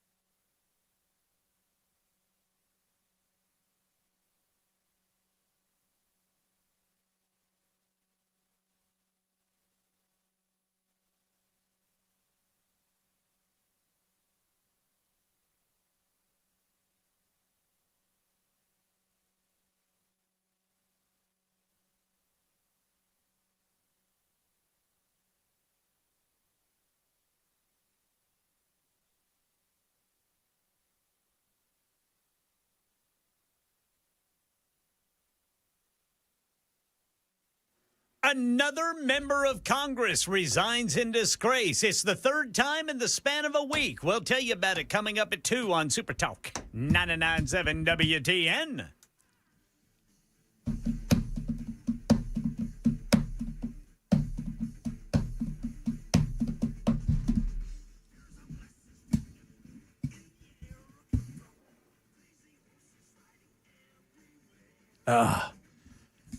It's the Waxons. Those were the White Jacksons.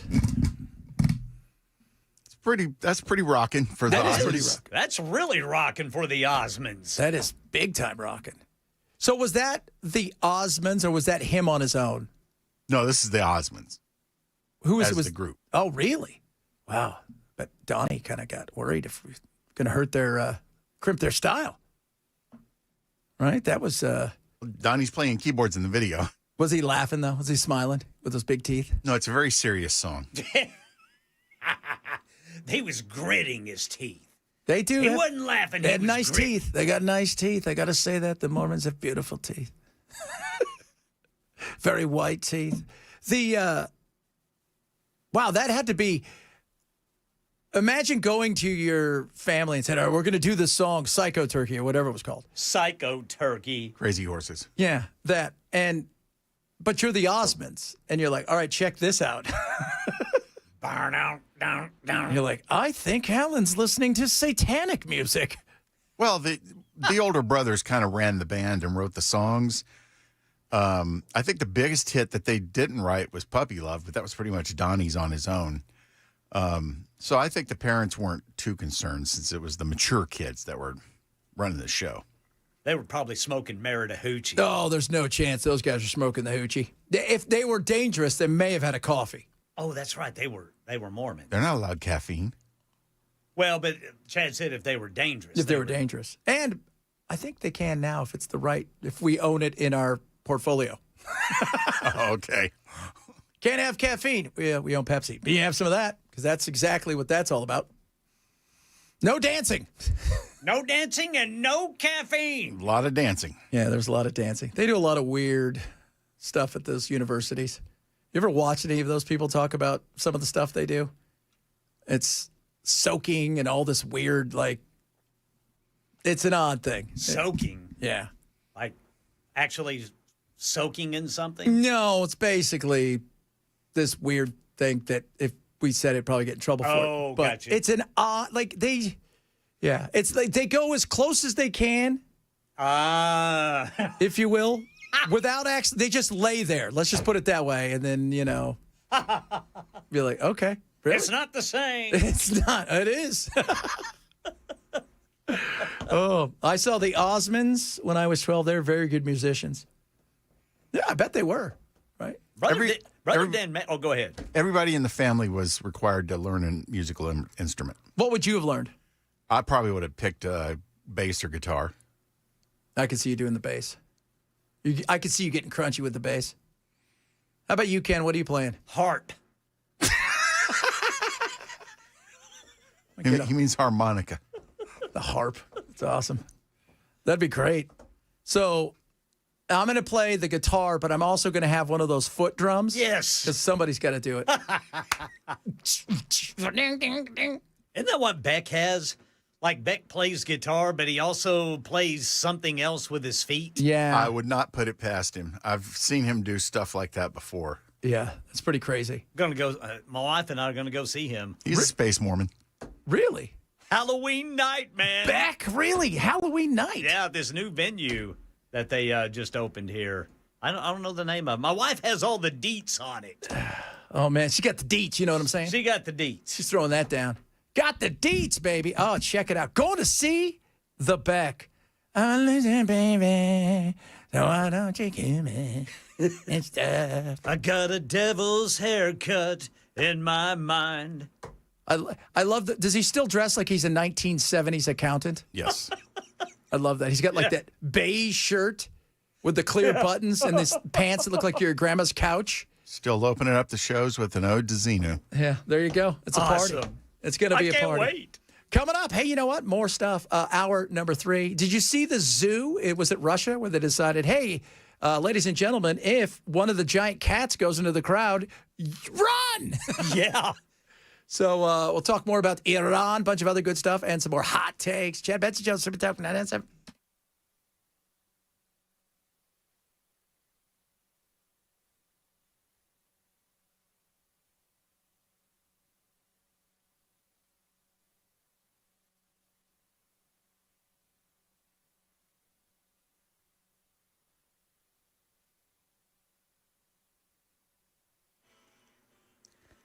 I'm Ken Weaver with your top stories. Got the full forecast in 5 minutes. Another member of Congress resigning in disgrace. This is the third time in the span of a week. It's Democratic Congresswoman Sheila Cherfilus McCormick of Florida, reportedly potentially facing up to 50 years in prison.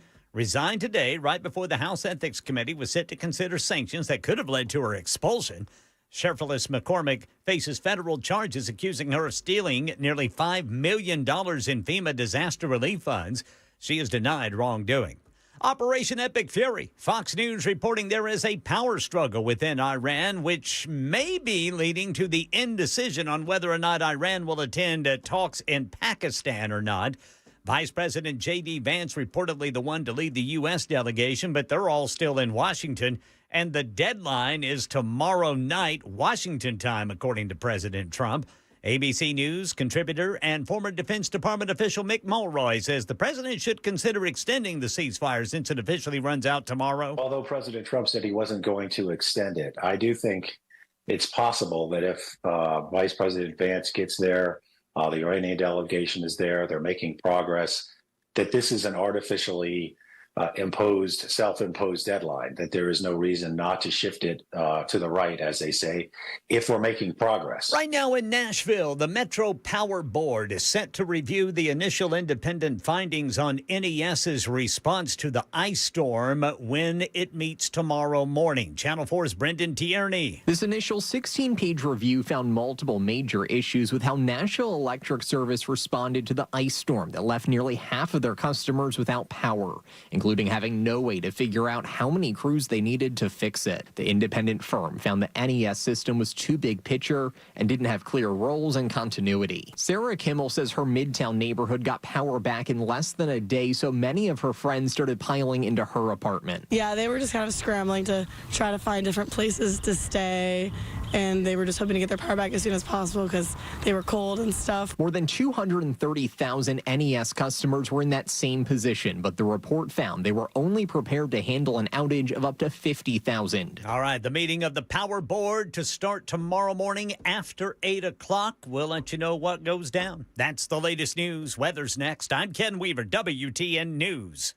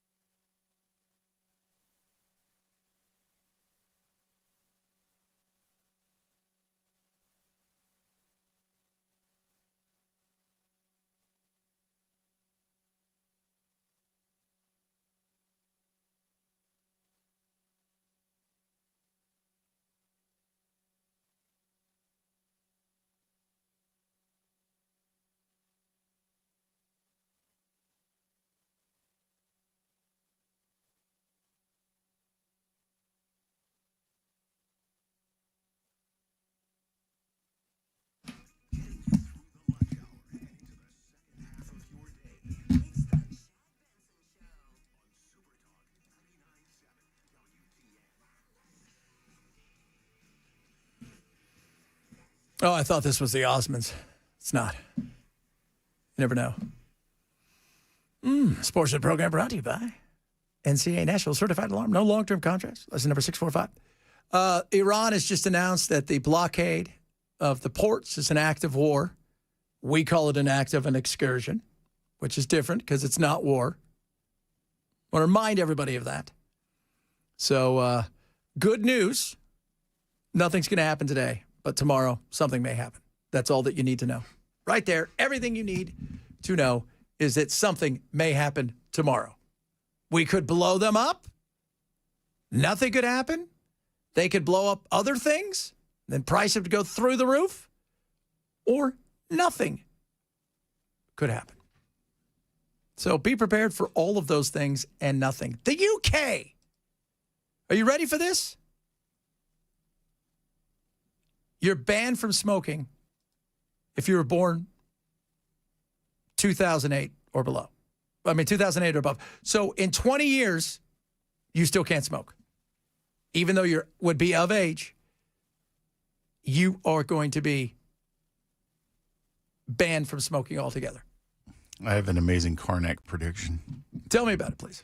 Those kids are going to break that law. Yeah. They're going to break it fast. What do you bet? How do you enforce something like that? So wait, I'm of age? It'd be like saying anybody born in 2008, you can't see an R-rated movie.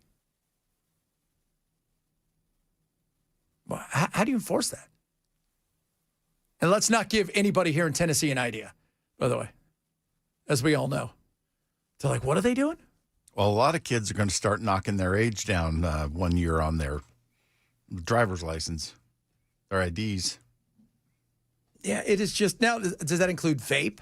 That you know, I'm sure it does. It's probably air. You got to buy that from the government now. Zyn, those packs. Did you see? That's like the new thing that a lot of people are pushing. Those Zyn packs, those nicotine. Can they help you lose weight? So's cocaine. So, but how do you enforce that? That is just it's more stupidity from a country that is going down the tubes when it comes to personal rights. Although they have really backed off from what I understand now, the posting and going after people that are posting, they've backed because they've got other crimes that people are actually, hey, you know what? Maybe you should go after other crimes. Hey, this woman got stabbed yesterday, and then before that there was another woman stabbed, and the day after that there was 2 people stabbed, and maybe you could go after the knife guy. No, but we've decided, okay, you're right, you don't go after him, but you know what? He posted something bad. So now we'll go after him. Now you're going to go after him. 6146, I hope we bomb everything in Iran. Well, that's not going to happen. That doesn't happen. For those of you, we're not going to nuke them. That's not going to happen. Although, what did you read earlier? That Trump tried to get the nuclear codes? Yes. Wanted to know where everything was? Supposedly he attempted to get the nuclear codes for launch, and one of the generals in the meeting had a very stern no, I'm not giving you those, which makes me wonder if it actually happened. I wonder, do we have somebody that has the balls enough to say no? Sure, if you don't mind being fired. Yeah, but no. Like the same thing in Israel. Is there somebody there that if things went sideways that would tell Bibi, no, we're not going to do that. This is a bridge too far. This is going to end poorly in ways. Not only are we going to kill God knows how many, but it's also going to make us even more of the pariah that we've become. And Bibi's destroyed Israel. Well, there's been 6 different times where there was an expectation of a nuclear launch and somebody refused to do it. And one of them was a Russian guy who refused to turn his key in the missile silo because he could not confirm that it was an actual order to launch. Yeah, and then there was one I know was in a sub near Cuba, and he said no. Yeah, no, I'm not doing this. Again, because he couldn't confirm. Yeah, and so because he thought that this, again, First of all, if you're in a sub and something happens, you would eventually find out something happens, and then you could correct that course. But acting first is no chance. So I would think that there's no way that Trump would ever even think about that unless it was somebody who is literally launching on us. Did you know we dropped atomic bombs on France? Didn't work. I mean, Spain. It was on Spain. Again. Because, well, they weren't properly secured in the plane. They fell out. One went into the water and the other two landed on land. And the guy that saw the one go in the water helped the Navy recover that one. What do I get? What do you want? Yes, plutonium. Yes, we got all kinds of it. So, but what we understand when it comes to Iran, at this moment in time, there is, they're sending their people tomorrow. And I don't know if there's a sleepover at the White House tonight, Witkoff, Kushner, who, they don't need to be there. I'm sorry. At this point in time, if you're not elected or appointed and have gone through something where you have an official title, you don't need to be going to this. You don't. And I think that Kushner and Witkoff are working on their own behalf in some ways.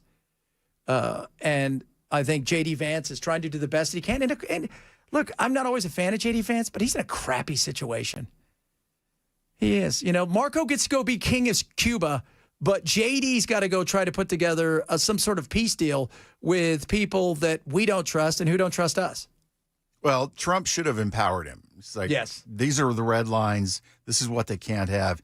Here's what I'm willing to do some sacrificing on, and here's what I don't care about. So with those parameters, go get me a deal. Yeah. If you have to get up and go make several phone calls, I guarantee you, if Rubio may have to have, all right, this is the best we're going to do. I've negotiated everything. This is what we're going with. I think Trump would give him way more. And I don't think Rubio would ask for permission. I think he would just go and do it. But, you know, we don't trust them. They don't trust us. That's a hard thing to figure how this is going to work. I don't think you get a win that way. Somebody's going to have to give first. You know, Trump's not going to give first. And the Iranians probably, I think they would give a little, but you can't just say, we're going to give you nothing and you're going to like it and expect them to live the same way they're living now. That doesn't, if you're not going to incentivize them, basically your life, if you guys think it sucks now, it's going to continue to suck this way, or you can give us everything we want and it'll suck pretty much the same. Well, I would say, let's go for more and see what we can get. But you have to empower J.D. Vance. And I don't think you need Kushner and Witkoff there. Don't think they bring anything. And who are they negotiating for? Because you go and see, they got a lot of big deals going on over there, right? They're already talking about bailing out the UAE. We cannot bail out the United Arab Emirates. I'm sorry. There's just no way that we can do that. If that is...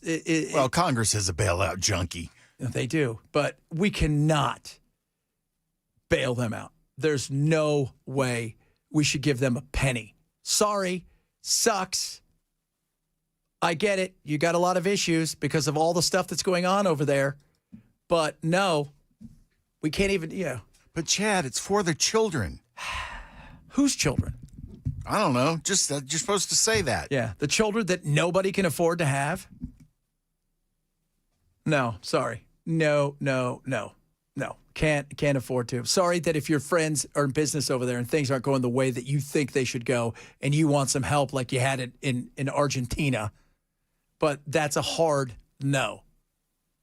Right now, hard no. So we'll see. Going to be very interesting in the coming days. I still think that nothing crazy would happen until maybe the weekend. Trump doesn't like, here's the other thing. Trump doesn't like the market's right there, and he likes to plan stuff around when the market is sleeping. And he also, apparently, all of his people like to plan stuff around when he's going to make an announcement. You have to look into the insider trading.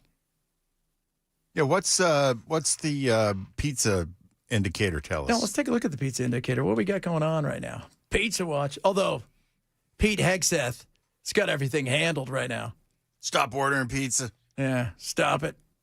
Stop ordering pizza. All right, now we got to check Subway. Yeah, we're going to eat fresh.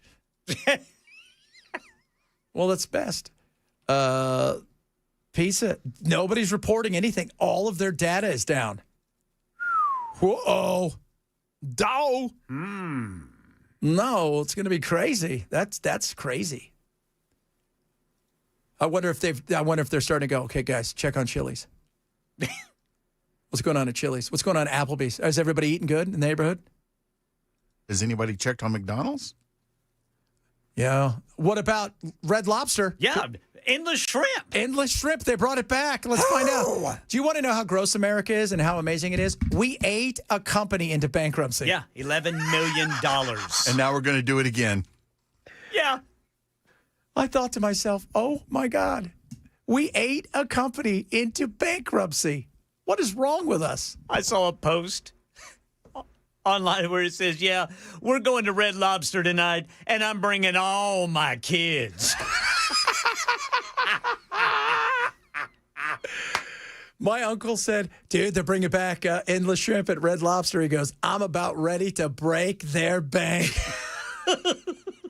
Hey, it's not an empty threat. It's been done before. He, I don't know if I've told you guys the story. He went to an all-you-can-eat Korean buffet, and he's in there, and the guy comes out, like, total Korean guy, like, super, born and raised in Korea, been in America for a few years, opened up his dream buffet. It's all you can eat. He looks at my uncle and goes, 2 hour! 2 hour! That's it for you!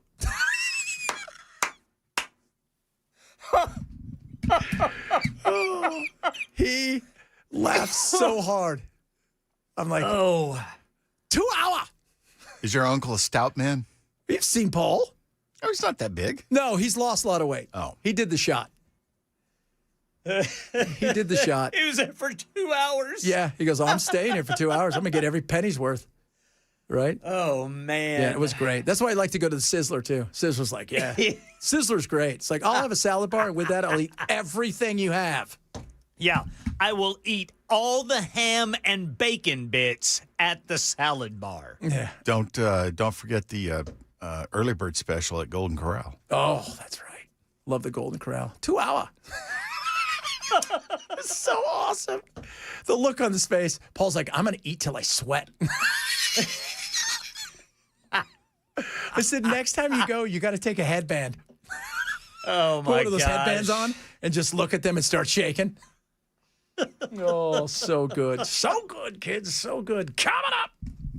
Hot Take Tuesday. All kinds of hot takes. Hey, Ken, you Yes, said, sir. are they going to have a meeting tomorrow? NES, some sort of open? Yeah, the Metro Power Board meets tomorrow. This is the board that apparently governs NES. They are going to review this initial report and its findings. And they're going to fire Teresa Burrell-Zappelin. No, that they're not going to do. So Then we'll see. Just quit, Teresa. Please. Please just quit. You're useless. Here's my thing. Anybody can go to this? Yeah, it's an open meeting. What time is it? It starts after 8 o'clock. Apparently, they run a lot of committee meetings on Wednesdays. Okay. And this particular meeting happens after the committee meeting, so sometime after 8 o'clock. Okay, so Bell, you have to go. I just get there at 8 o'clock. You don't Brother want to Noel. send me. I do. I really don't. do. You really don't.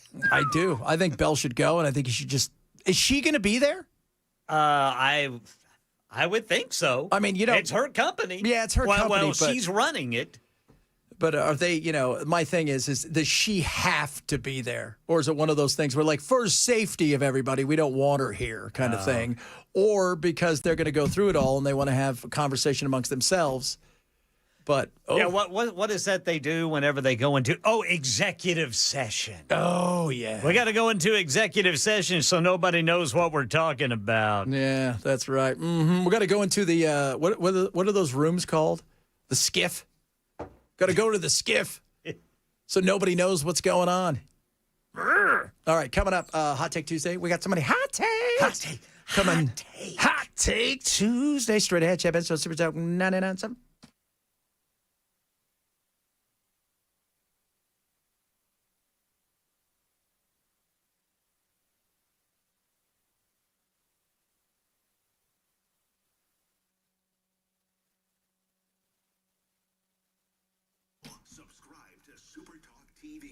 Bulwark Capital airs incredible. When you talk to my friends over there, Bulwark, they can give you free Know Your Risk portfolio review. They go through your portfolio, talk about what are you looking to do? When do you want to retire? Do you even want to retire? Do you want to, become just a full-time investor? Or, they want to know because it's not one size fits all. And that's what I love about active investors. And they're going to say, hey, look, this is what we do. We want to lower the risk. We want to lower that volatility. Protect you to the downside, give you the most upside potential. It's absolutely free. You're going to find out things that probably you never knew, not only going on in your portfolio, but how they invest. So many people invest. It's like, I'm just going to stick it in 3 or 4 things here in some mutual funds. That's not them. It's a global world, and they invest globally. Absolutely free for you. Check it out at knowyourriskpodcast.com. Sign up today. Get your free Know Your Risk portfolio review, knowyourriskpodcast.com. From friends at Bulwark Capital Management, investment advisory service offered through Trek Financial LLC, an SEC registered investment advisor. Investments involve risk, not a guarantee. Past performance, not guarantee future results. Trek 2647.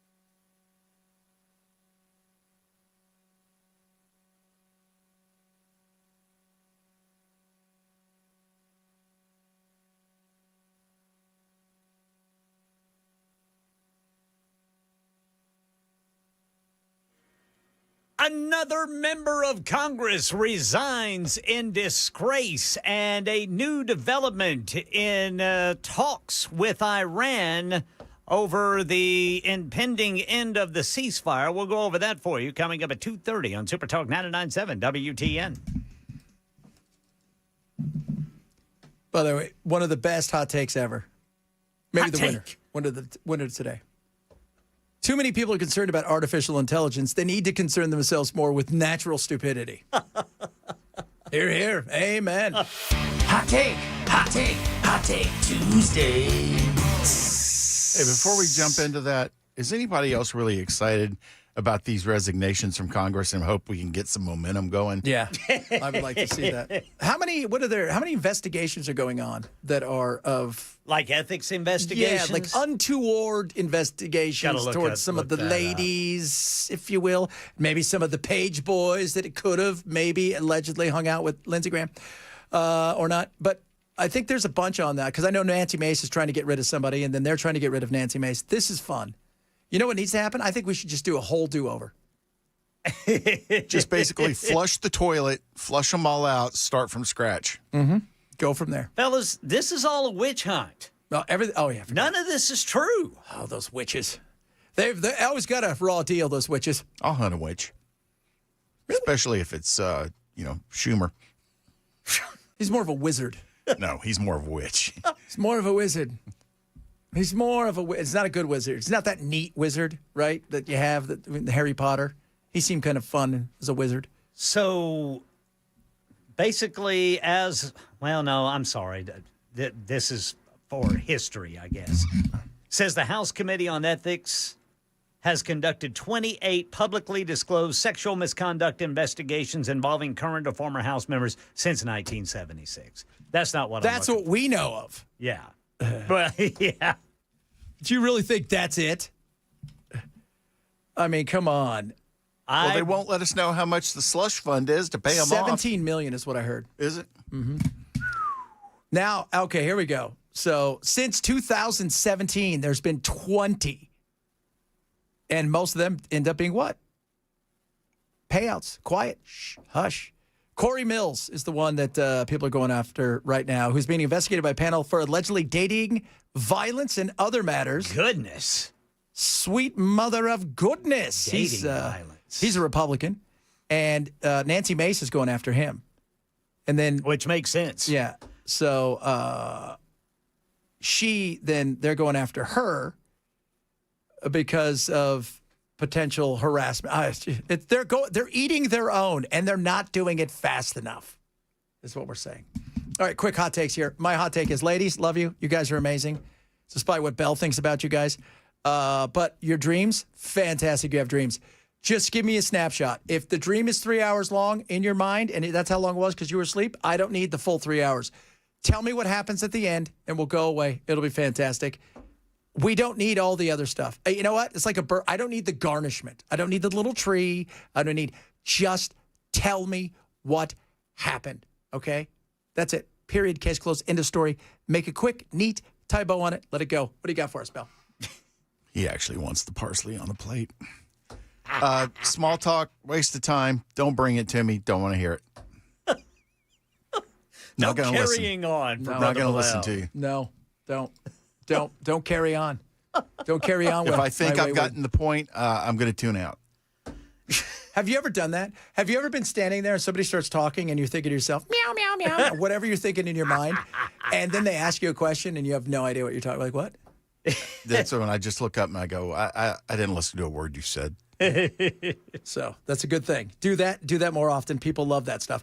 Ken, what do you have for us? Well, I'm not saying it's right, but the best word after stubbing a toe is the F word. It's the fastest one with the loudest impact. You've got about a half second before the pain peaks, so no time for a monologue. Just let it fly. That's right. Fiddlesticks! Just say it and make it so. And so you are saying it's right. I think it's right. Right? See, Ken wants to be bad, but he don't have to admit he's being bad. It's okay to be bad. That's one of those ones where like, oh, that's what happened. It's okay. No, I'm saying it is bad, even though I shouldn't be bad. But you're not doing it. You didn't just walk by and not bust your toe and say anything. I'm not using it just. It's a reactionary thing. Yeah, so that makes it right. Yeah, so it makes it it's uncontrollable. It is. That's what it is. It's what I call Tourette's. Pain Tourette's. Yes. Every once in a while. I just scream at whoever's in the house and ask why they put the furniture in that place. Mm-hmm. Yeah. Pain Tourette's. It happens to all of us, kids. I'm not saying you have Tourette's, but every once in a while you bump your toe and you got a little bit of the Tourette's. Just a smidge. You're on that spectrum. Coming up, more good fun and frivolity. The latest from Iran. Will we or won't we? It doesn't even matter at this point in time. I think let them play their game. We're going to talk about a bunch of other stuff, including, are you guys ready for this? I got some stuff here. I want to talk about Palantir. That dude is a villain. If you were to go and do a comic book, Alex Karp is the villain. He did a 22-point bizarre post over the weekend of what should happen and basically how America should do anything they want and that Palantir should lead the charge. It's kind of scary. Chad Benson, Super Tough, 99.7.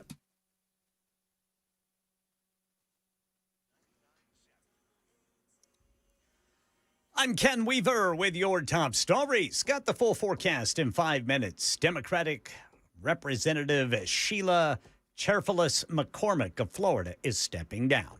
Her resignation, effective today, comes after she was facing a House ethics investigation and possible expulsion. We get more from ABC's Jay O'Brien on Capitol Hill. That included allegations of campaign finance violations, all of which McCormick denies. And then McCormick was also criminally charged with federal charges. She was accused of misusing and, in a sense, stealing $5 million of COVID relief funds and using it for personal expenses, including a gift, including a golden ring that she was seen wearing in campaign photos and even her official portrait. Cherfilus McCormick's denied any wrongdoing. Operation Epic Fury, Vice President J.D. Vance's trip to Pakistan for talks with Iran said to be on hold.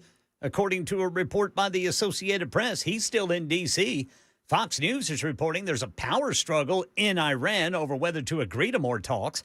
President Trump, speaking on CNBC this morning, said he's ready to resume American attacks on Iran if there isn't a deal by the end of the ceasefire, which Trump says is tomorrow evening, Washington time. What I think is that we're going to end up with a great deal.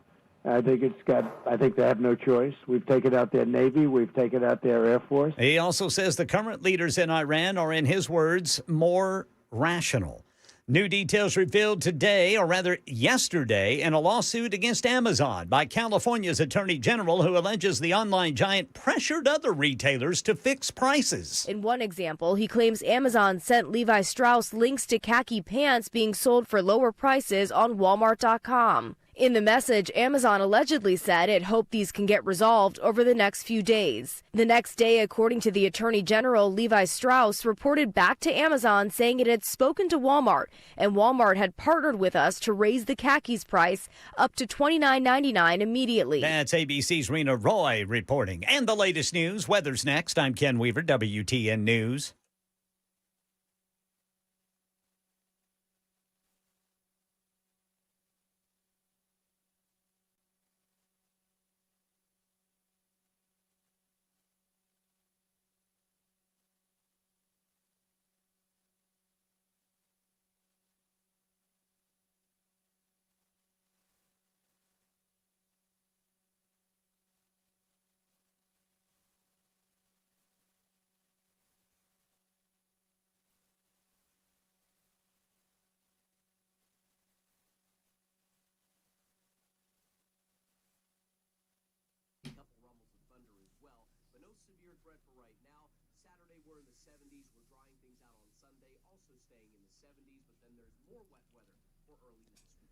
Beacon Capital Management.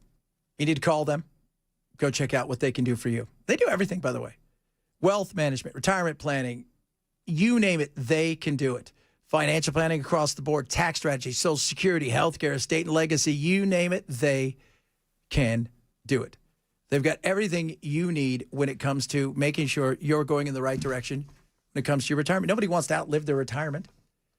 And nobody wants to be in a position where not only they outlive it, maybe it went away too fast because they weren't paying attention. You don't have to worry about that with Beacon. Call them today, 615-488-9303. Also talking about long-term care, which is a huge deal. If you're not a vampire, you may need it. It is something that most people don't think about. Beacon's got you covered. They're local. They're amazing. Sit down with them. Talk to them. Find out what they can do for you. Beacon Capital Management, 615-488-9303, 615-488-9303. Check them out online at beaconcm.com. Beacon Capital Management. This is a paid placement.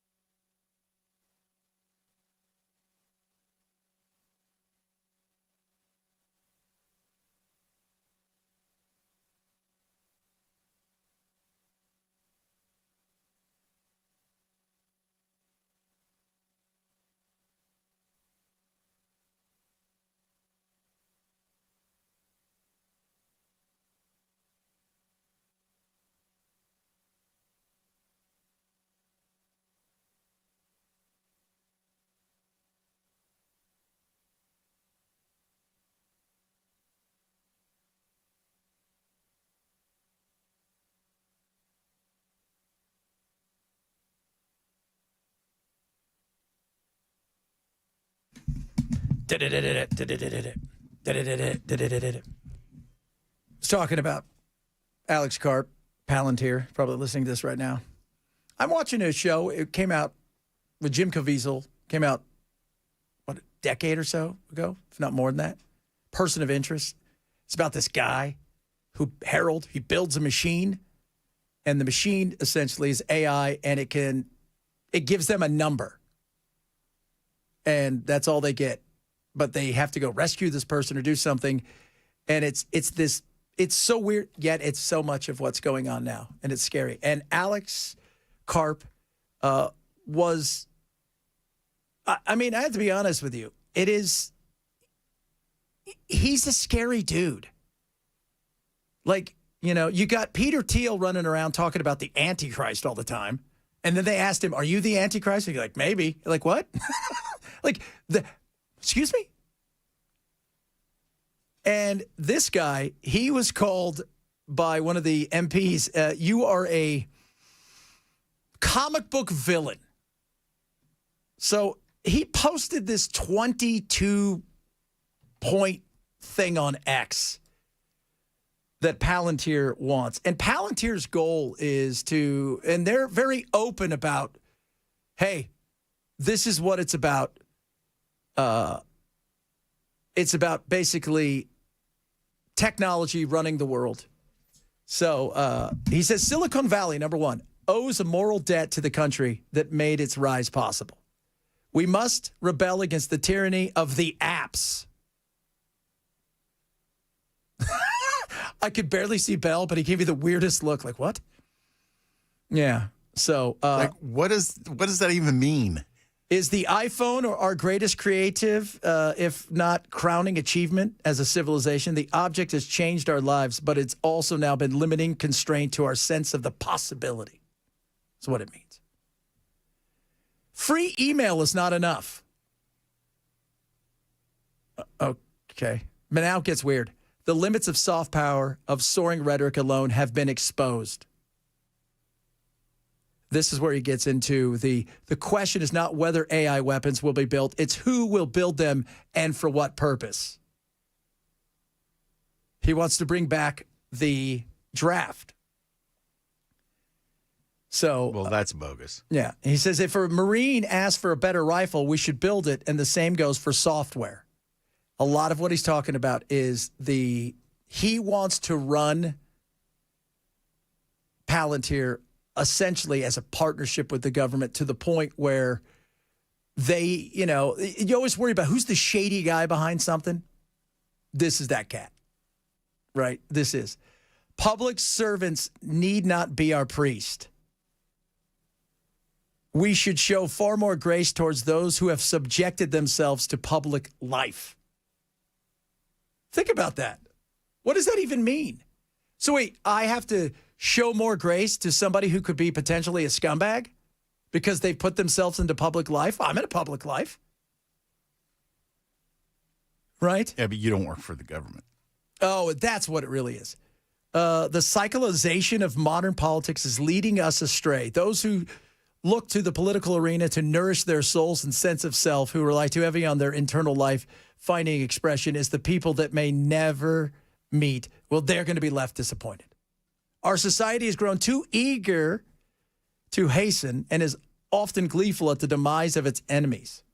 Okay, this guy's running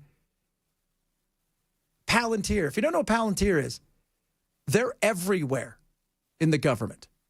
And they want to build weapons that will be not just the weapons of the future, the weapons of now, and not run by us, run by AI itself, allowing it to make its own decision on the battlefield.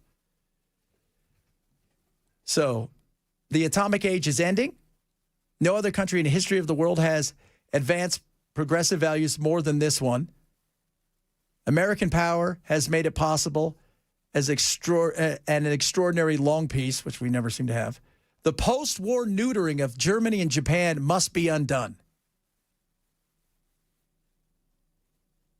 We should applaud those who attempt to build where the market has failed to act. Silicon Valley must play a role in addressing violent crime. I don't know about that undoing the neutering of Germany. They've kind of expressed their societal attitudes twice now. Yeah. I think we give them a pass on that. Norm Macdonald, when he does his bit about Germany and World War and how they fought. Who'd you fight? Everybody. And then come back a few years later, and who are they fighting? Everybody. So maybe it's time to make sure that they can't fight everybody. How does Silicon Valley address the role of violent crime? So by putting chips in people so that they can tell where you were at any given time. The ruthless exposure of private lives of public figures drives far too much talent away from government services. Translation, scumbags who do horrible things shouldn't be scrutinized because they may be good at politics. The caution in the public life that we are unwittingly encourage is corrosive. So wait, those who say nothing wrong often say nothing much at all. So which is it? You want us to say something, but then you don't want us to be, who are we saying something to? Because you don't want us to say something about the politicians. The pervasive intolerance of religious beliefs in certain circles must be resisted. Some cultures have produced vital advances, others remain dysfunctional and regressive. And finally, we must resist the shallow temptations of vacant and hollow pluralism.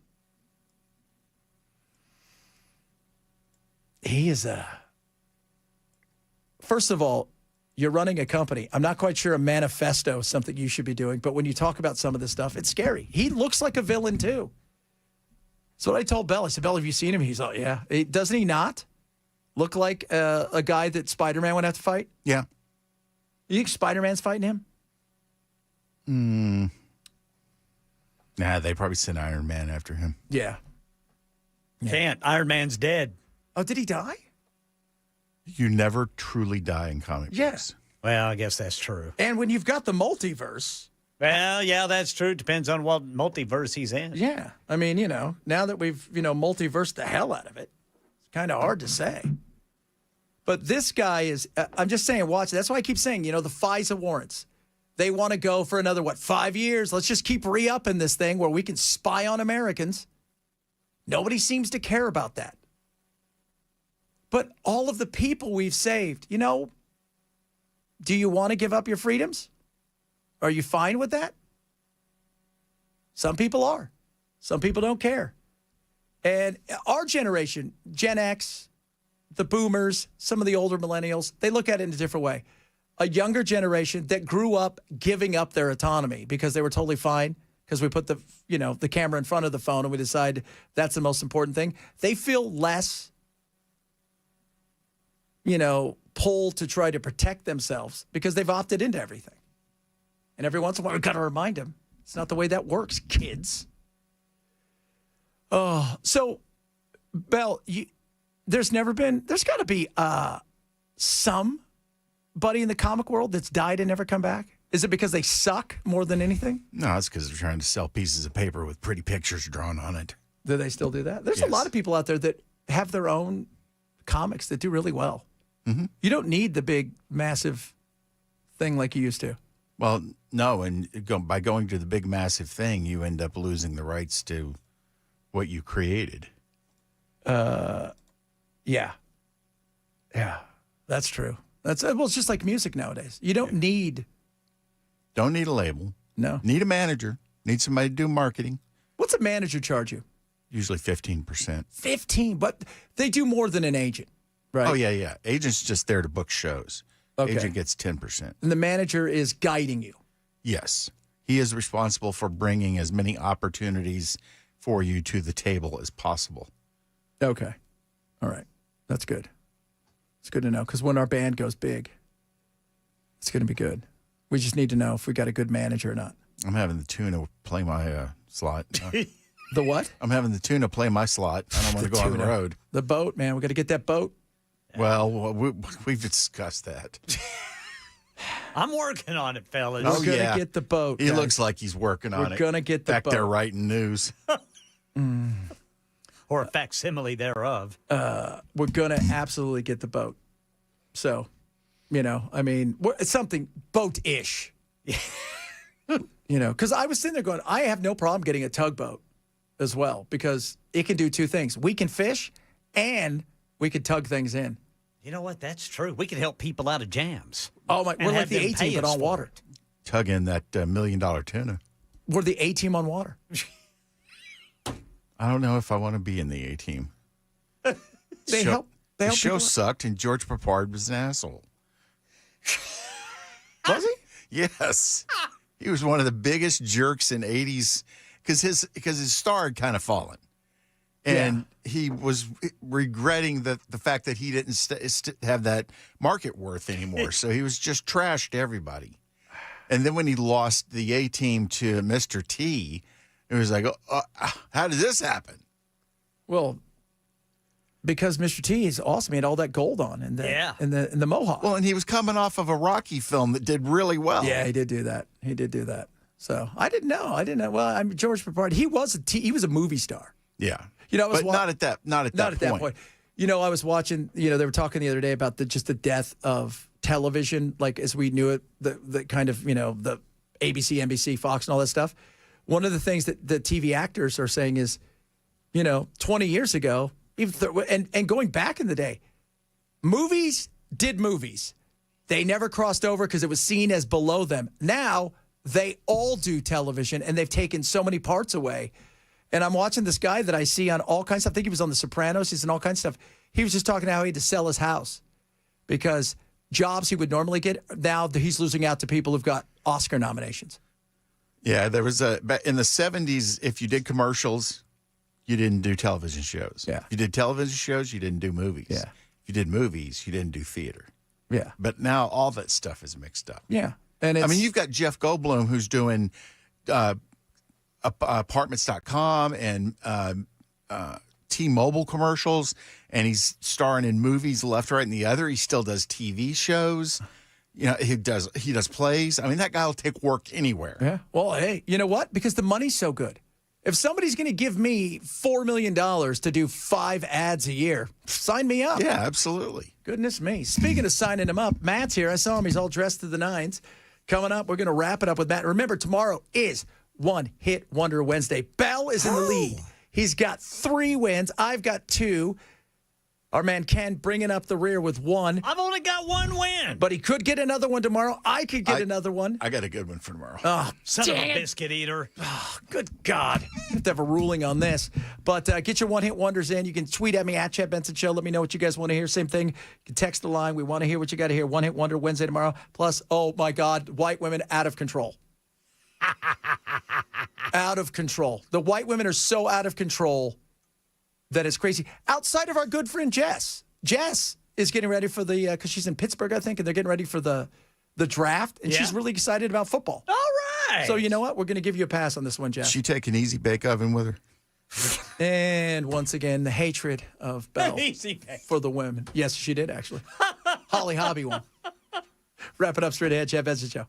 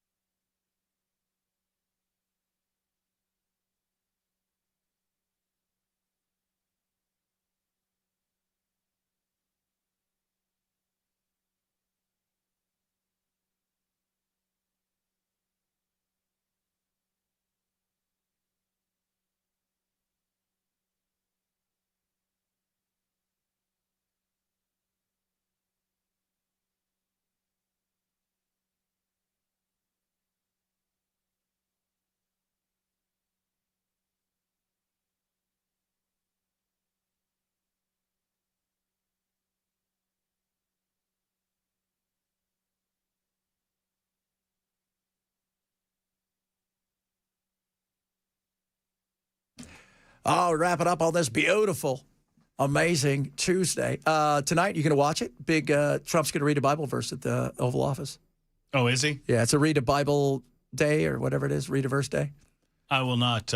I do not expect that I will be watching. Maybe we'll broadcast it. I don't know. I don't know if he's doing it during the show. Yeah. Sure.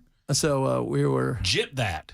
JIP. Join in progress. Join in progress. I like that. Jip that. I like that. Jip that. What do you got going on today? You know, we're probably going to continue the discussion about the Super Bowl. I'm a little bit fascinated. I'm this old saying, the grass is always greener. The reason that it is an old saying is because it's true. And I'm fascinated with the number of people that live in Nashville that are like not neutral, but like against the Super Bowl coming. Bell. Why? Bell said, I don't want it here. It's stupid. These people are stupid. Well, Bell's stupid. Bell's stupid. That's just mean. That's stupid. Well, you know where you should move? You should move to Birmingham, Alabama, where they don't have crap going on. He just lied to you, and now you're yelling at me. Well, what did I lie? Did you say you wanted the Super Bowl? You said, no, I don't want it here. No, I said they should send their money and stay away. That's not how that works.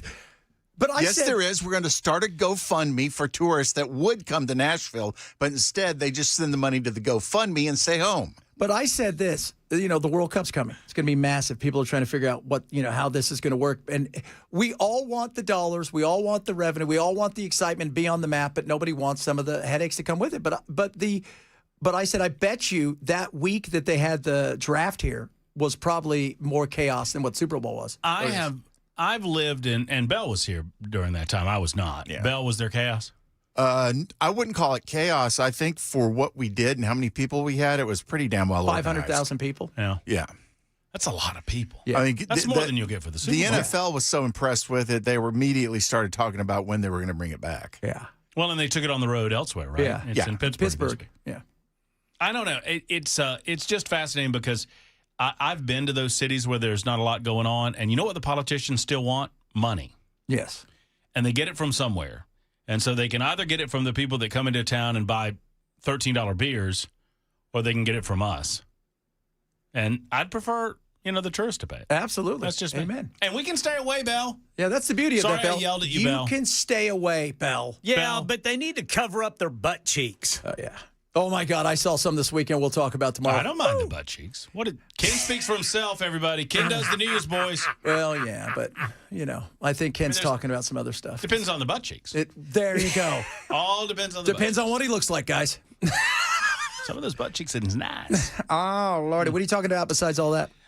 We will talk about the Super Bowl. We'll talk about the Iranian situation. We'll update you on what's happening with CVS and these pharmacy benefit managers. There was a vote today. I'll tell you about it. Oh, good times. That's all straight ahead. You guys have a good one. Later.